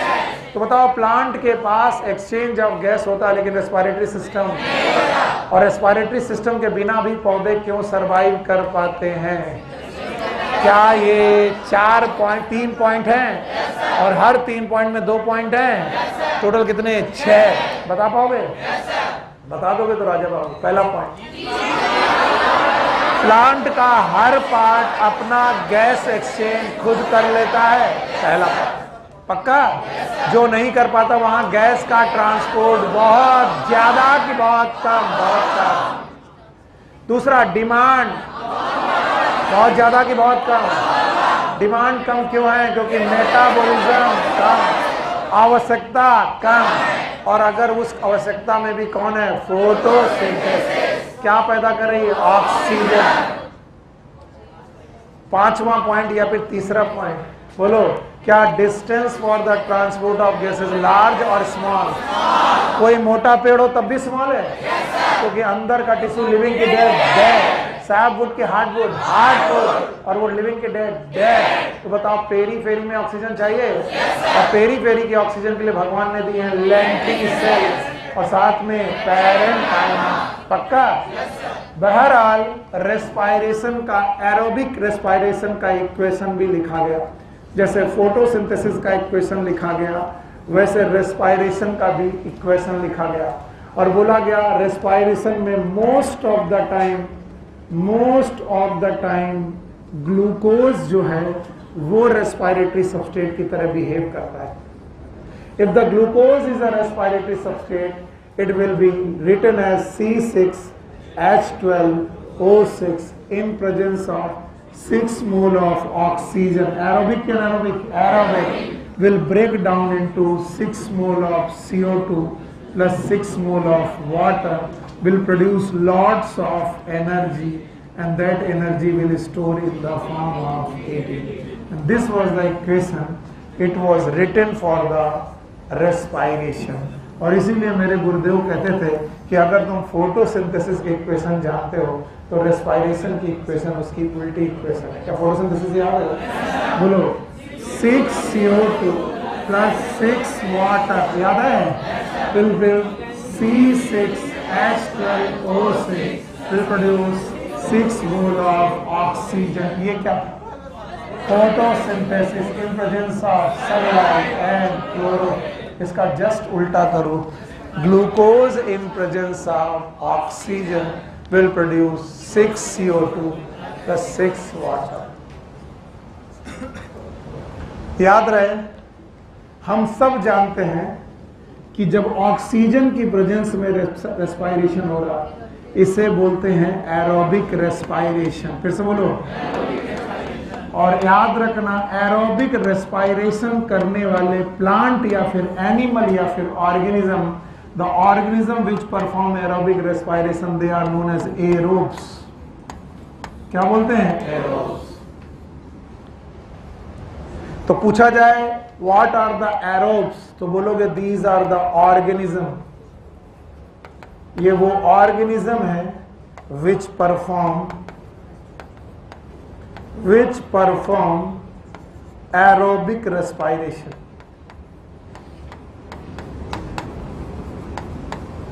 The organism which can perform aerobic respiration they are known as aerobes। इन्हीं को हम लोग aerobes कहते हैं और बोलते हैं aerobes अपनी ऑक्सीजन की प्रेजेंस एंड अब्सेंस और यूटिलाइजेशन की प्रेजेंस पर टोटल एरोब और एनएरोब दोनों को मिलाकर 4 कंडीशन में बांटा गया। कितनी कंडीशन में? 4, जिसमें से 2 एनसीईआरटी में दी गई हैं, 2 एनसीईआरटी में नहीं दी गई हैं। मैं चारों लिख रहा हूं, लिखो। Thank you. And these term are जैसे obligate aerobes,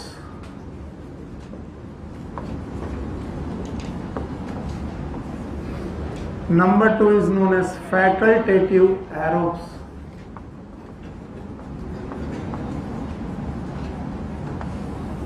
number 3 is obligate anaerobes,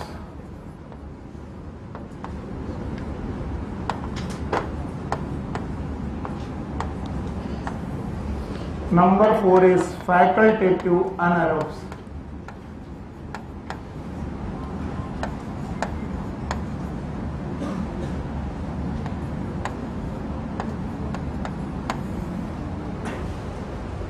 ये जो 4 टर्म है, इन चारों टर्म को समझिएगा।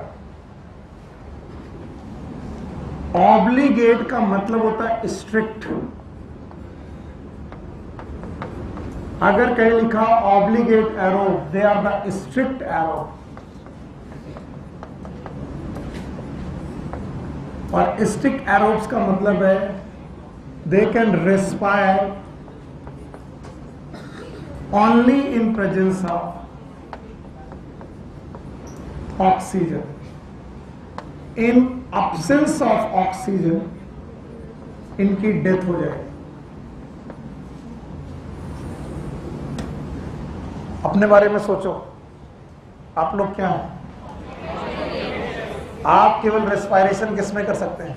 ऑक्सीजन की प्रेजेंस में। अगर मैं तुम्हारा नाक मुंह बंद कर लूं, बचेंगे कि मर जाएंगे? Obligate aerobe and obligate anaerobe. अभी ऑब्लिगेट एरोब की बात चल रही है।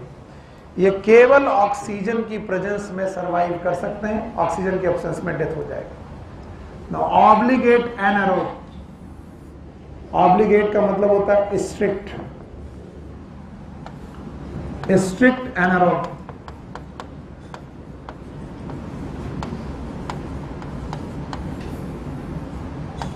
Respire in absence of oxygen. Oxygen नहीं होगी तो रेस्पायर कर पाएंगे। इन प्रेजेंस ऑफ ऑक्सीजन, इनको ऑक्सीजन दे दो, इनकी डेथ हो जाएगी।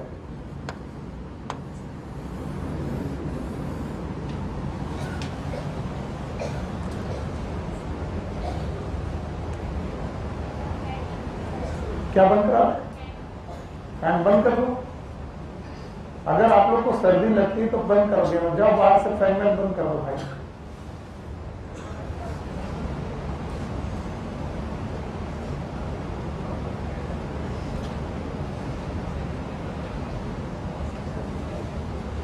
अब सुनो, ये जो फैकल्टेटिव शब्द है,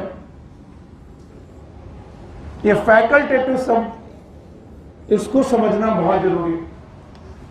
हमारे गुरुदेव कहते थे कि फैकल्टेटिव एरोब, अगर किसी के सामने कुछ भी फैकल्टेटिव लिखा है तो याद रखना जो लिखा है वो है नहीं, और जो है वो लिखा नहीं। मैं बहुत कंफ्यूज हो जाऊंगा। अभी मैं तुमसे बोलूं कि एरोब नहीं है, एनारोब है, तो आपका दिमाग खराब हो जाएगा। मैं अगर ये बोलूं facultative aerobes are, they are anaerobic organism, anaerobic organism but can respire in presence of oxygen also। मुझे मालूम है 100 में से 70 लोगों को समझ में ही नहीं आएगा कि मैं कहना क्या चाहता हूं। That I know. तो मैंने आपको फैकल्टेटिव के आगे मजबूरी में लिखने के लिए बोला। ये केवल याद रखने के लिए डिक्शनरी में स्पेलिंग में ढूंढने लगना कि फैकल्टेटिव का मतलब मजबूरी में लिख होता है क्या। जहां शब्द लिखा हो फैकल्टेटिव, उस फैकल्टेटिव की जगह पर मजबूरी में लिख दो। अब लिखो, पढ़ो इसको, मजबूरी में एरोब। इसका मतलब ये एरोब नहीं है, ये क्या है? एनारोबिक। ये एक एनारोबिक ऑर्गेनिज्म है। अगर मजबूरी ना होती, अगर मजबूरी ना होती तो बंदा कैसे सरवाइव करता? हाँ, एनारोबिक। लेकिन ऑक्सीजन दी गई तो मरा? ऑक्सीजन में भी रेस्पायर करने लगा। यस। जैसे मैं फैकल्टेटिव एनारोब लिखूं तो बोलूंगा इट इज एरोबिक ऑर्गेनिज्म।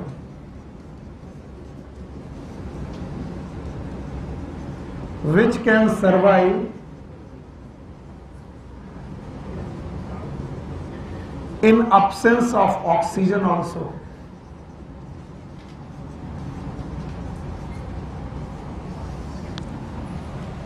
और मैं यहां पर भी लिख दूं मजबूरी में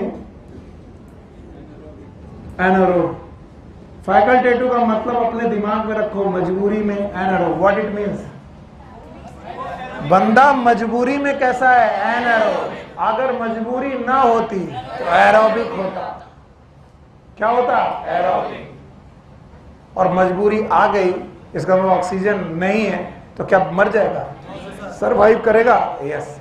अब सुनो, कहते हैं फैकल्टेटिव के आगे जो लिखा होता है वो होता नहीं है। जैसे फैकल्टेटिव के आगे क्या लिखा है? एनारोब। तो बताओ ये एनारोब है कि नहीं? नहीं। ये क्या है? एरोब। फैकल्टेटिव के आगे क्या लिखा है? एरोब। बताओ ये एरोब है कि एनारोब? एनारोब। तो याद रखना, ये चारों शब्द आपको बड़ा मुश्किल में डालते हैं। तो व्हाट इज ऑब्लिगेट? स्ट्रिक्ट। जो लिखा है वो वही है। अगर मैं बोलूं स्ट्रिक्ट एरोब, ऑक्सीजन की प्रेजेंस में सरवाइव करेगा? नहीं करेगा। और ऑक्सीजन के एब्सेंस में मर जाएगा। मैं बोलूं स्ट्रिक्ट ऑब्लिगेट एनारोब, बिल्कुल नहीं आया। बट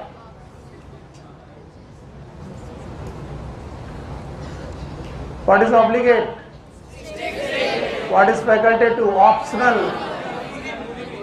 मजबूरी में तो हम बोले what is facultative? It is optional। जब आपके पास ऑप्शन हो और आप कर सके तो आप दूसरा काम भी करने लगे। मैं इसको अपने एग्जांपल से, I am a facultative teacher. What it means? मजबूरी में टीचर। अगर मेरी मजबूरी ना होती तो मैं क्या होता? समझे? पूर्वांसर इज ऑब्लिगेट टीचर। अगर वो टीचर हैं तो हैं, टीचर ना होते तो मर जाते।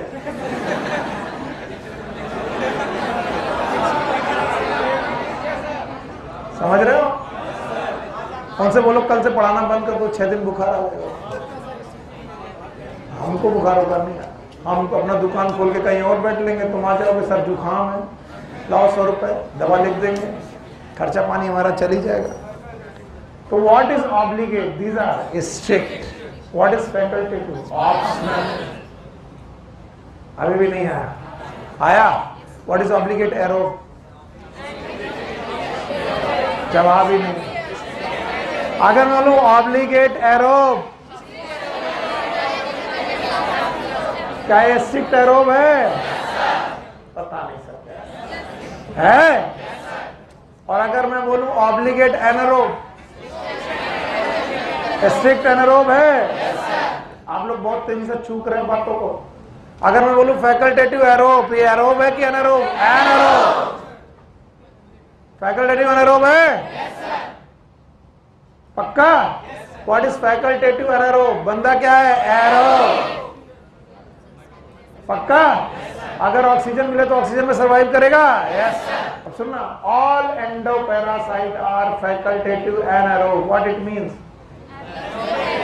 आपका टेप वर्म आपके इंटेस्टाइन में रह करके जिंदा है बिना ऑक्सीजन के, इसका मतलब वो मजबूरी में बिना ऑक्सीजन के सरवाइव कर रहा। टेप वर्म बाहर होता, ऑक्सीजन मिलती, ऑक्सीजन में सरवाइव करता। खैर, तुम्हें क्या मतलब है? आपको इतना तो मालूम चली गया कि रेस्पायरेशन का मतलब होता है break down of food particle. फिर से बोलो। और फूड पार्टिकल में मोस्ट ऑफ द टाइम कौन सा फूड पार्टिकल ब्रेक हो रहा? ग्लूकोज। हाँ, और ग्लूकोज के ब्रेक डाउन को हम लोग पढ़ते हैं glycolysis. So break down of glucose is known as glycolysis. It's your next topic. आइए अब कॉन्सेप्ट ऑफ द टॉपिक पे पहुंचते हैं। तो जितने लोगों को अभी तक ऊबन लग रही थी, ऊबन समाप्त। Now this, after this point, every point is very conceptual. अगर आप कुछ और कर रहे हो, छोड़कर इसे सुनना चालू कर दो कि यार किसी तरह टाइम कट जाए, टाइम देख रहे हो, अब मत देखो, अब इधर देखो। तो वर्ड इज ग्लाइकोलिसिस। ग्लाइकोस का मतलब है शुगर, लिसिस का मतलब है ब्रेक डाउन।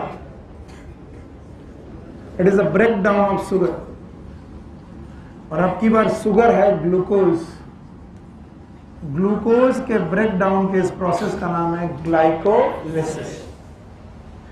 याद रखना, थोड़ी देर पहले मैंने बोला था glycolysis is a part of respiration. भूलना मत, किसका पार्ट है? रेस्पायरेशन। और रेस्पायरेशन दो जगह पर होती है। कितनी जगह पर? दो। एक कहां पर? साइटोप्लाज्म।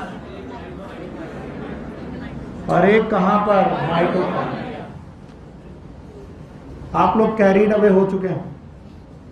मैं जान चुका हूं कि अब आपको टॉपिक में इंटरेस्ट होना बंद हो चुका है। रिलैक्स करो, रिलैक्स इग्नोर। तो बहुत ज्यादा कैरीड अवे हैं, आप केवल किसी तरीके से जवाब दे रहे हैं। अब बताओ, रेस्पायरेशन सेल के अंदर की बाहर? क्लोरोप्लास्ट में, या तो साइटोप्लाज्म, या तो माइटोकॉन्ड्रिया। तो क्या याद रखना, क्या ग्लाइकोलिसिस एक रेस्पायरेशन का प्रोसेस है? तो या तो वो कहां हो रहा होगा? साइटोप्लाज्म, या तो mitochondria. Now write down the concept. अगर दुनिया में रेस्पायरेशन का कोई भी प्रोसेस ऑक्सीजन की प्रेजेंस में हो रहा, किसकी प्रेजेंस में? ऑक्सीजन, वो हमेशा माइटोकॉन्ड्रिया में ही होगा। यानी दुनिया के सारे एरोबिक रेस्पायरेशन माइटोकॉन्ड्रिया में एंड होते हैं। एंड इफ द रेस्पायरेशन जिसमें ऑक्सीजन की प्रेजेंस हो या ना हो, कोई फर्क नहीं पड़ता। मैंने ये नहीं कहा कि साइटोप्लाज्म में सारी रिएक्शन ऑक्सीजन की एब्सेंस में होगी। मैंने ये, ऑक्सीजन हो तब भी, ऑक्सीजन ना हो तब भी, there is a no necessity of the oxygen. अगर ऑक्सीजन की कोई नेसेसिटी ना हो तो वो हमेशा कहां होगा? साइटोप्लाज्म। इसे बोलो, यानी ऑक्सीजन की प्रेजेंस में भी और ऑक्सीजन की एब्सेंस में। तो बताओ, रेस्पायरेशन कितनी जगह है? एक। दूसरा? पक्का? अब बताओ, ग्लाइकोलिसिस नाम का जो प्रोसेस है ये साइटोप्लाज्म में होता है। मरे तो कहां पर? इसका मतलब ग्लाइकोलिसिस के लिए ऑक्सीजन की जरूरत हो भी तो कोई फर्क नहीं पड़ सकता, नहीं भी हो तो भी कोई फर्क पड़ता नहीं। And that's why glycolysis is a common process. ये कॉमन प्रोसेस है जो एरोबिक ऑर्गेनिज्म भी करते हैं और एनएरोबिक ऑर्गेनिज्म भी करते हैं।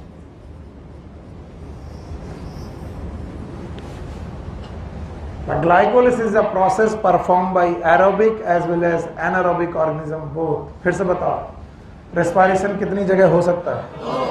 एक कहाँ? दूसरा माइटोकॉन्ड्रिया में अगर कोई प्रोसेस हो रहा है, अगर माइटोकॉन्ड्रिया में कोई प्रोसेस हो रहा है तो बताओ, उसके लिए ऑक्सीजन की जरूरत बहुत नेसेसिटी है। और साइटोप्लाज्म में कोई प्रोसेस हो रहा है तो वो ऑक्सीजन की प्रेजेंस में हो तो ठीक है, एब्सेंस में हो तो भी ठीक है। ऑक्सीजन की कोई जरूरत, ऐसा कोई नेसेसरी नहीं, मिल जाए तो ठीक। बताओ, ग्लाइकोलिसिस नाम का जो प्रोसेस है, इसमें कौन ब्रेक डाउन होता है? कहाँ हो रहा है? प्रेजेंस ऑफ ऑक्सीजन में, एब्सेंस ऑफ ऑक्सीजन में।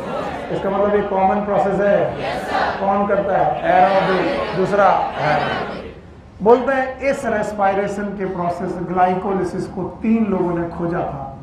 एक है एमडेन, एक है मेयरहॉफ और एक है पार्नस।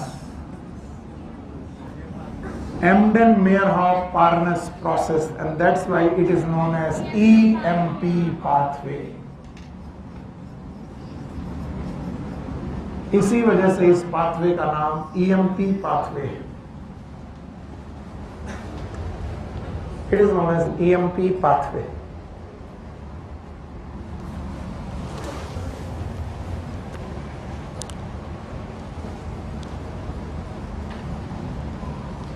हाँ भाई, आगे बढ़े। हाँ सर, आज बहुत ज्यादा नींद आ रही है ना। हाँ यस सर, एक तो कोर्स कम हो गया, इसकी खुशी है। ऊपर से लग रहा कम पढ़ाना चाहिए, आप और एकदम पढ़ाए पड़े हो, लड्डू वड्डू बटवाओ ना बेटा। तुम्हारी जिंदगी में सिलेक्शन हमेशा इस बात पे डिपेंड करेगा कि तुम कितना पढ़ते हो, इस पे नहीं, बाकी कितना पढ़ते हैं। आपको उनसे ज्यादा पढ़ना पड़ेगा। हमारे सर बोलते थे रोटी है क्या 10 लोग दौड़ रहे हैं। अब ये बात इस बात पे डिपेंड नहीं करती कि तुम कितनी तेज दौड़ रहे हो, इस बात पे डिपेंड करती कि बाकी 9 लोग कितनी तेज दौड़ रहे हैं, क्योंकि उनसे आगे रहना है। सर हम तो बहुत पढ़ रहे हैं, फर्क नहीं पड़ता। अगर तुम दूसरा कोई बहुत बहुत पढ़ रहा है, तुमको बहुत बहुत बहुत पढ़ना पड़ेगा। नहीं आया? अच्छा बताओ, बुला दिया मैंने। रेस्पिरेशन कितनी जगह? एक। दूसरा, कहाँ ऑक्सीजन की जरूरत है? कहाँ पर? कहाँ पर ऑक्सीजन की जरूरत ही है? कहाँ पर ऑक्सीजन हो तब भी, ना हो तब भी। पक्का? ग्लाइकोलिसिस प्रोसेस याद है? ग्लूकोज टूटता है, ग्लाइकोस मतलब शुगर है, लिसिस मतलब साइटोप्लाज्म में होता है। 3 लोग ढूंढे थे, एक का नाम Embden, Meyerhof, Parnas. EMP pathway है। और इस पाथवे के 10 स्टेप, सब लोग पेन रख दो मम्मी के साथ। ग्लूकोज, मैं जानता हूं ऐसी उबन में जब नींद आ रही है, सर ने पेन रखवा दिया, नींद और आएगी, आई नो दैट, लेकिन मैं ग्लूकोज आपके सामने बनाता हूं। CHO, CHOH, CHOH, CHOH, okay, CHOH, CH2OH। चलो सारे लोग बोलो, कार्बन नंबर 2, 3, 4, 5, 6। 5 पोजीशन पर क्या है?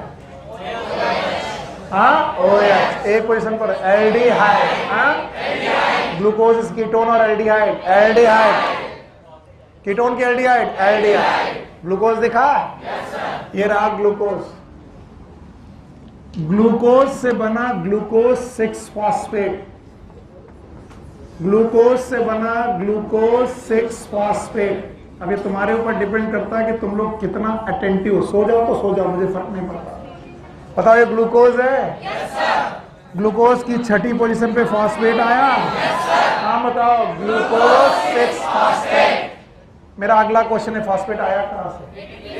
ATP. What is ATP? Adenosine triphosphate. आया? यहां पर एक फॉस्फेट गया, क्या बना? एडीपी। Adenosine diphosphate. भाई मत लिखो, विश्वास करो अपने टीचर पे। पढ़ने आया बड़ा बता रहे, तुमने लिख लिया, तुम्हें जिंदगी में कभी नहीं आएगा, तुम दोबारा ट्राई नहीं करो। तो नेवर ट्राई। जिस तरह मैं चाहता हूं उस तरह ट्राई नहीं करो। तो मुझे मेरी तरीके से पढ़ाने दो, मेरी बात सुनो। ग्लूकोज से क्या यूज हुई? क्या बनी? बन गई? दोनों शुगर हेक्सोज हैं, 6 कार्बन है, फॉस्फेट गया है, और बेटा एटीपी वाले सारे एंजाइम का नाम काइनेज। फिर से बोलो, और इसका नाम हेक्सोकाइनेज। फिर से बोलो, हेक्सोकाइनेज। ग्लूकोज से ग्लूकोज 6 फॉस्फेट बना। नाउ ग्लूकोज 6 फॉस्फेट से बना फ्रक्टोज 6 फॉस्फेट। फिर से बोलो, फ्रक्टोज 6 फॉस्फेट। और ग्लूकोज और फ्रक्टोज में एल्डिहाइड और कीटोन का डिफरेंस है। बताओ ये क्या था? बताओ ये क्या है? कीटोन। बताइए ग्लूकोज की फ्रक्टोज? तो ग्लूकोज से फ्रक्टोज बनना, इट इज आइसोमर। बोलो क्या? आइसोमर। एंजाइम का नाम है आइसोमरेज। फिर से बोलो, आइसोमरेज। ग्लूकोज 6 फॉस्फेट से नाउ फ्रक्टोज 6 फॉस्फेट से फ्रक्टोज 1,6 डाइफॉस्फेट। बेस फॉस्फेट कर लो, एक ही बात है।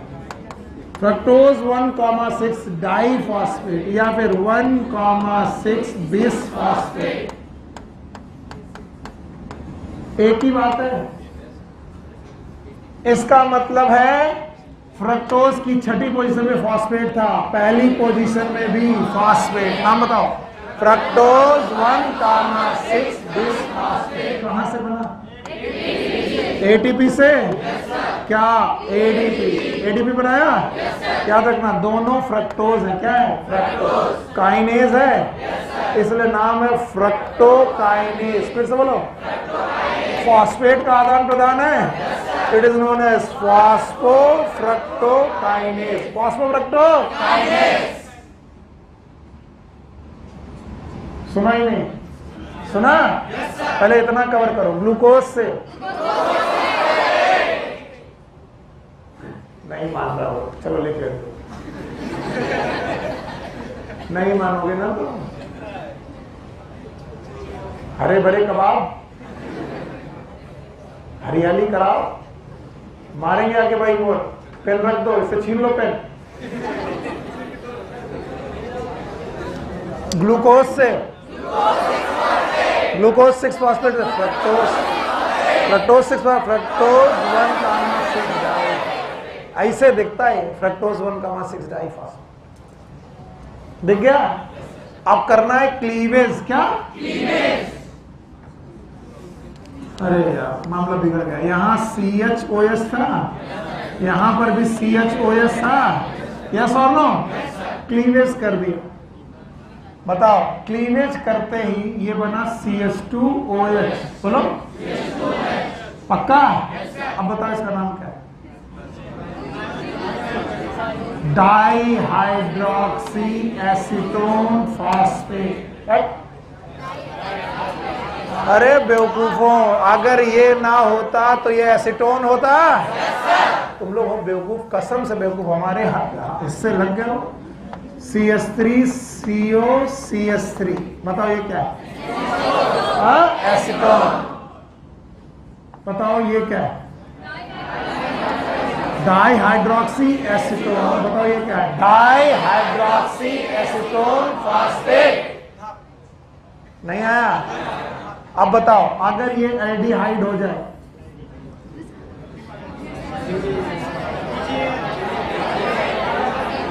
थ्री फॉस्फोग्लिसरॉल्डिहाइड। एकदम बेवकूफ, एकदम बेवकूफ। जब भी शुगर टूटेगी, जब भी शुगर टूटेगी शुगर ही बननी चाहिए। 6 कार्बन की शुगर है, टूटने जा रही है, और 6 कार्बन की शुगर टूटेगी तो कितने कितने कार्बन में? 3 कार्बन में। 3 कार्बन की एक शुगर और 3 कार्बन की दूसरी शुगर, और 3 कार्बन की शुगर का नाम ट्रायोज। और इसे बहुत पहले पढ़ा दिया था। ट्रायोज में एक शुगर का नाम है ग्लिसरल्डिहाइड, फिर से बोलो, और एक का नाम था डाइहाइड्रोक्सी एसीटोन। अरे सुनो, डाइहाइड्रोक्सी एसीटोन बहुत पहले पढ़ा दिया था जब मैं शुगर पढ़ा रहा था। एक का नाम ग्लिसरल्डिहाइड और एक का नाम, पर तुमने नहीं देखा कि फ्रक्टोज के 2 पोजीशन पे फॉस्फेट है? तो जब कभी भी बंटवारा होगा तो बराबर बराबर, कार्बन 6 थे तो 3 फॉस्फेट 2 थे तो 1। ग्लिसरल्डिहाइड की तीसरी पोजीशन पे फॉस्फेट, नाम बताओ, 3 फॉस्फोग्लिसरल्डिहाइड, फिर से बोलो, और इनका नाम dihydroxy acetone phosphate, CH3CO CH3 और फॉस्फेट रख दो। फॉस्फेट की पोजीशन बताने की जरूरत नहीं है, क्योंकि ये रहा फंक्शनल ग्रुप, उससे ये और ये दोनों समान दूरी पर हैं, इनको बताने की जरूरत नहीं है। नाम बताओ, डाइहाइड्रोक्सी एसीटोन फॉस्फेट। हारता मैं तब हूं जब आप बिना स्ट्रक्चर के नहीं, मतलब बताते हैं। अगर स्ट्रक्चर होता तो कितना बढ़िया होता। देखो अब ये फ्रक्टोज बन चुका है, CH2OH, C double bond O, CHOH, CHOH, CHOH और CH2OH, इसका नाम फ्रक्टोज है। यहां पर एक फॉस्फेट, यहां पर एक फॉस्फेट, नाम बताओ, फ्रक्टोज 1,6 डाइफॉस्फेट। क्लीवेज हुआ? ये टूट गया। नाम बताओ, ये क्या है? Dihydroxy acetone phosphate. और शुगर से शुगर ही टूटनी है, तो इसे एल्डिहाइड बनना पड़ेगा। बताओ, 3 फॉस्फोग्लिसरल्डिहाइड। बोलो, रट्टा मारोगे तो बताओ, जब भी फ्रक्टोज 1,6 डाइफॉस्फेट टूटेगा कितने कंपाउंड बनेंगे? 2। दोनों याद रहेंगे? चलो दोनों के नाम बताओ। 1 इज डाइहाइड्रोक्सी एसीटोन फॉस्फेट, ढाप नहीं, डाइहाइड्रोक्सी एसीटोन फॉस्फेट। क्या ये शुगर है? और ये 3 phosphoglyceraldehyde.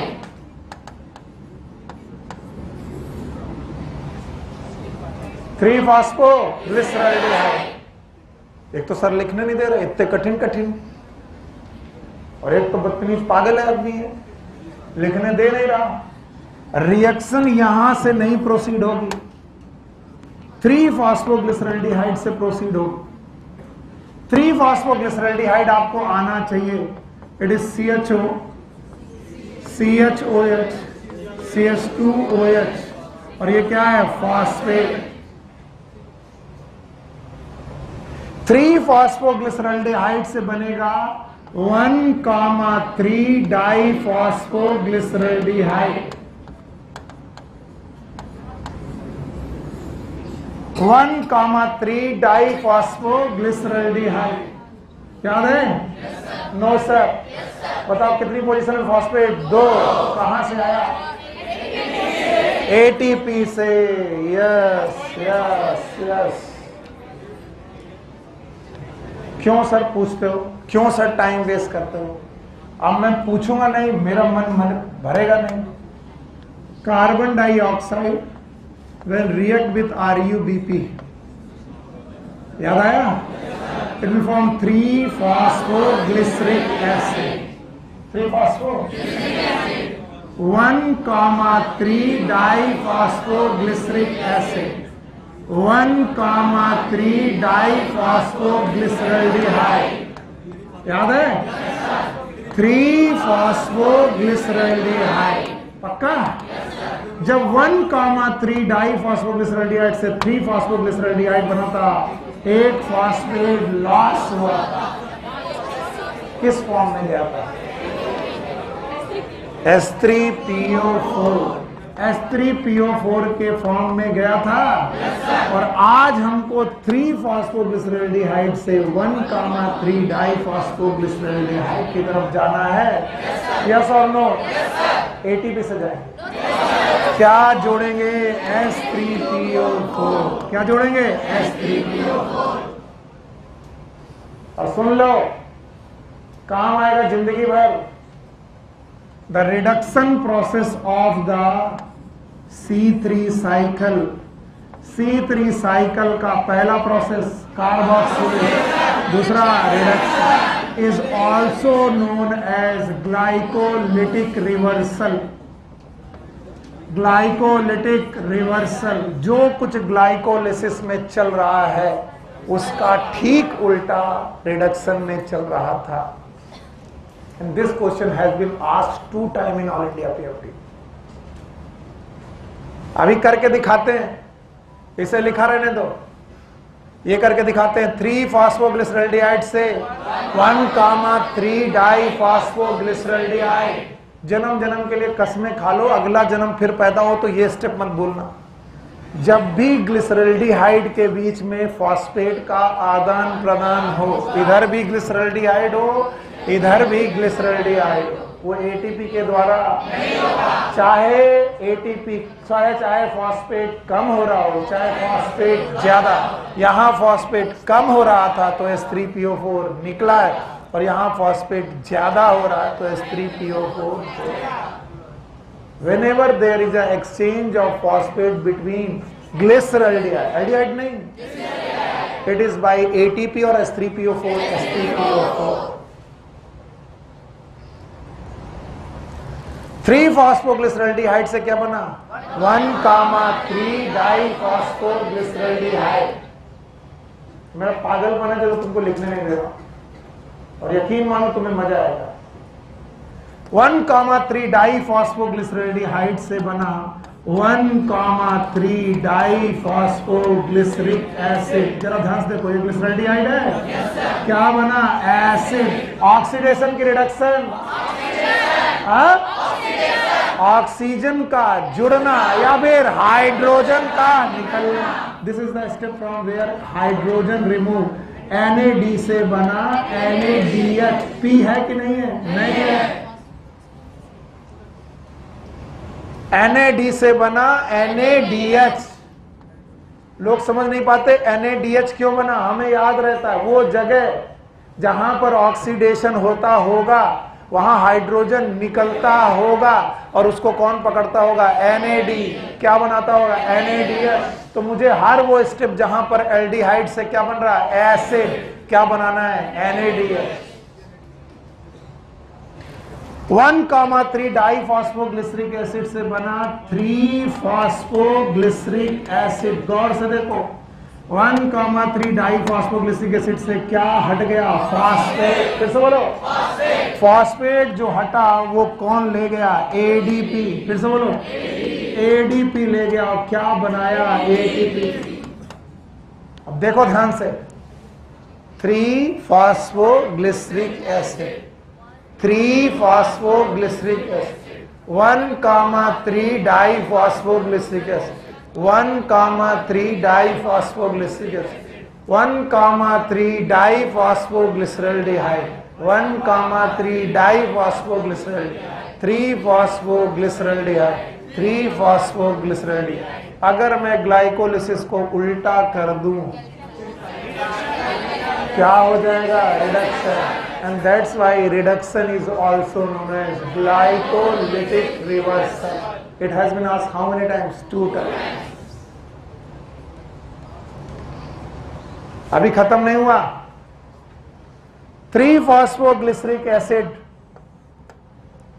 Sorry, three phosphoglyceric acid is going to form, ध्यान सुनना, two phosphoenol. It is two phosphoenol pyruvic acid. फिर से बोलो,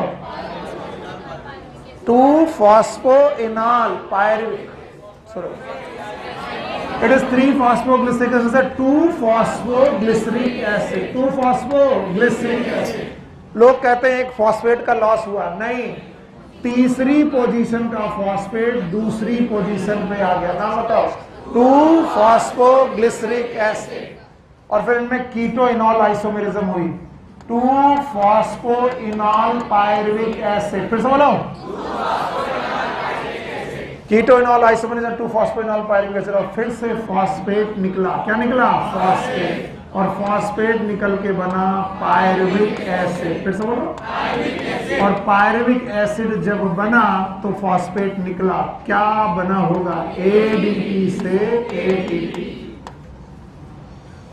मैंने बहुत रफ गंदे तरीके से पढ़ाया, आई नो दैट, पर भाइयों बहनों, ये एक ATP बना, ये दूसरा ATP बना, ये एक ATP यूज हुआ, ये दूसरा ATP यूज हुआ। लोगों को लगता है जितने ATP यूज हुए उतने बन गए, सही नहीं है, क्योंकि हम पीछे किसे छोड़ा है? डाई हाइड्रोक्सी एसीटोन फॉस्फेट को पीछे छोड़ा है। 10% भी लोग समझ रहे हैं, मेरा काम चल रहा है। ये dihydroxy acetone phosphate is isomer of 3 phosphoglyceride. 3 carbon का एसीटोन 3 कार्बन की एल्डिहाइड के लिए हमेशा आइसोमर होगा। यस और no? Yes sir. DHAP will convert into 3 phosphoglyceraldehyde. इसके बाद की रिएक्शन डबल, अगर ये इसमें कन्वर्ट हो जाए तो बताओ ये कितने मोल? 2, ये ATP 2, ये सब कुछ 2, और ये ATP कितने मोल? Pyruvic acid 2। बताओ 2 ATP यहाँ, 2 ATP यहाँ, कितने? 4। कितने ATP यूज हुई? 2। 4 बने, 2 यूज हुई, नेट गेन। प्रोसेस का नाम ग्लाइकोलिसिस। अब लिखो, सब लोग लिखेंगे और फिर घर चलेंगे। लिखें? चलो, ग्लाइकोलिसिस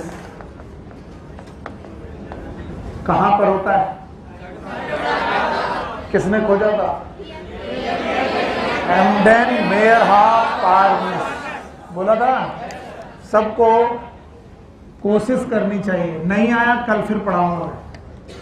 ग्लूकोज याद है? देखिए कितने लोगों को आया ग्लूकोज से? Glucose 6 phosphate. अब देखना, नोटबुक मत देखना, क्योंकि मैं रटा नहीं रहा हूं, मैं समझाने की कोशिश कर रहा हूं। ग्लूकोज से क्या आया? ATP। क्या बना? ADP। ATP यूज हुआ कि बना? यूज हुआ। एंजाइम। अब आप लिख सकते हैं, आपको कोई डर नहीं, लिखो ना। ग्लूकोज 6 फॉस्फेट से फ्रक्टोज 6 फॉस्फेट।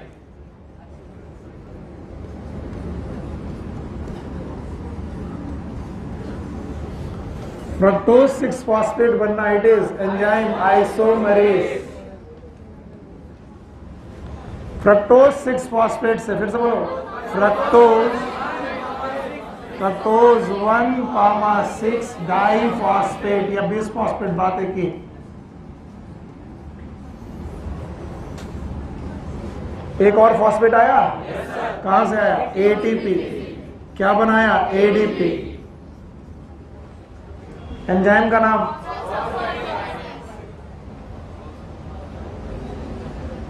आपके पीछे खड़े हो, ग्रीन जैकेट के साथ। बाकी बैठ जाओ, बैठो, बाकी बैठ जाओ, तुम बैठ जाओ। एंजाइम का नाम? It is phospho.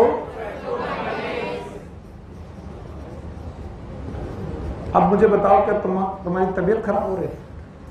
बोल दो तो बच जाओगे, नहीं तो आगे बताना पड़ेगा। फ्रक्टोज 1,6 डाइफॉस्फेट क्या होगा? सामने देखो,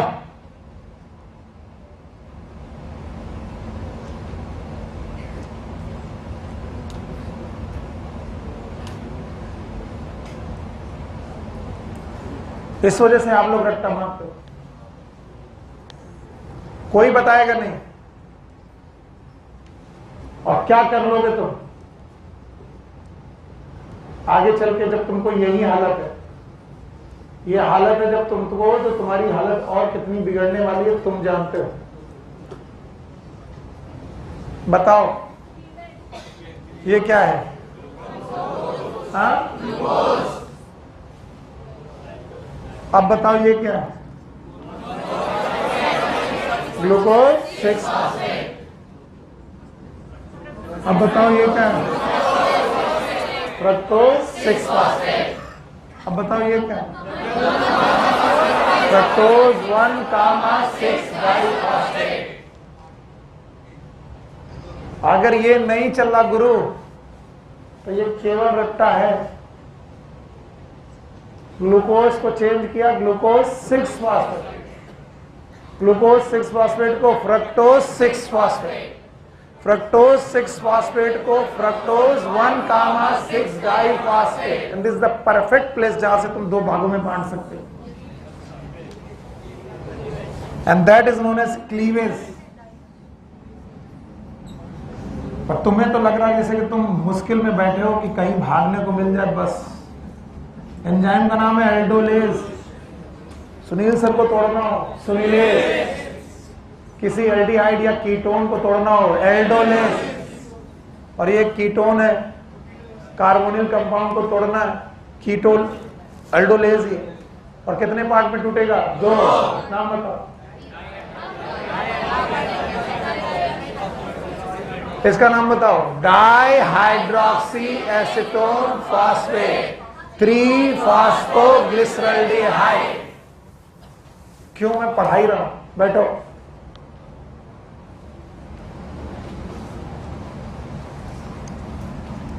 चलो बोलो कितने part? 1 is dihydroxy acetone phosphate, दूसरा 3 फॉस्फोग्लिसरल्डिहाइड।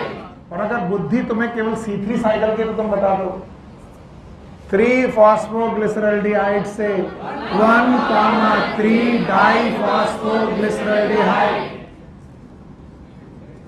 बताओ एक फॉस्फेट बढ़ गया? Yes sir. कहां से? S3PO4। 1,3 डाइफॉस्फोग्लिसरल्डिहाइड से 1,3 डाइफॉस्फोग्लिसरिक एसिड। बेवकूफ भी बता देगा। एल्डिहाइड से ऑक्सीडेशन, NAD से NADH। ऑक्सीडेशन मतलब हाइड्रोजन का जुड़ना कि रिमूवल? रिमूवल। 1,3 डाइफॉस्फोग्लिसरिक एसिड से 3 फॉस्फोग्लिसरिक एसिड। 3 फॉस्फो, एक फॉस्फेट का लॉस है। कौन ले जाएगा? ADP से ATP।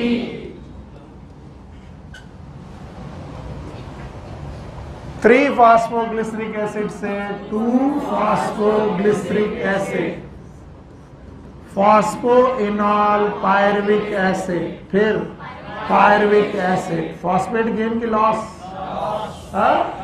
और इसको किसने पकड़ा? ATP, ADP। क्या बनाया? ATP।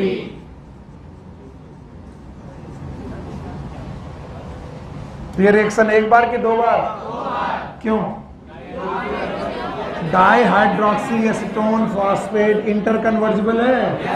यहां पर कितने मॉलिक्यूल? 2। ये NADH 2। Everything is 2। ATP 2। Everything it is 2। कितने मोल पायरुविक एसिड? 2। 6 कार्बन के ग्लूकोज से 3 कार्बन के पायरुविक एसिड कितने बने? 2 बने। और इनका ये बन जाना it is known as glycolysis. And this is the total process known as oxidation. क्या नाम है? ऑक्सीडेशन। अगर बुद्धि है तो देखो, sugar is always a aldehyde and product is acid. अगर शुगर एक एल्डिहाइड है और प्रोडक्ट उसका एसिड है तो एल्डिहाइड से एसिड बनना is oxidation. So glycolysis is a oxidation, जिसमें ऑक्सीजन हो तब भी, ना हो तब भी। इसका मतलब ये ऑक्सीडेशन ऐसा जिसमें ऑक्सीजन की जरूरत नहीं है। तुरंत भागने के मूड में हो? Yes sir. हाँ हाँ, वो सब लिख देंगे। अभी एक बार में पूरा थोड़ी ना होता है। आप बताओ, वो स्टेप जहां पहली बार एटीपी यूज हुई,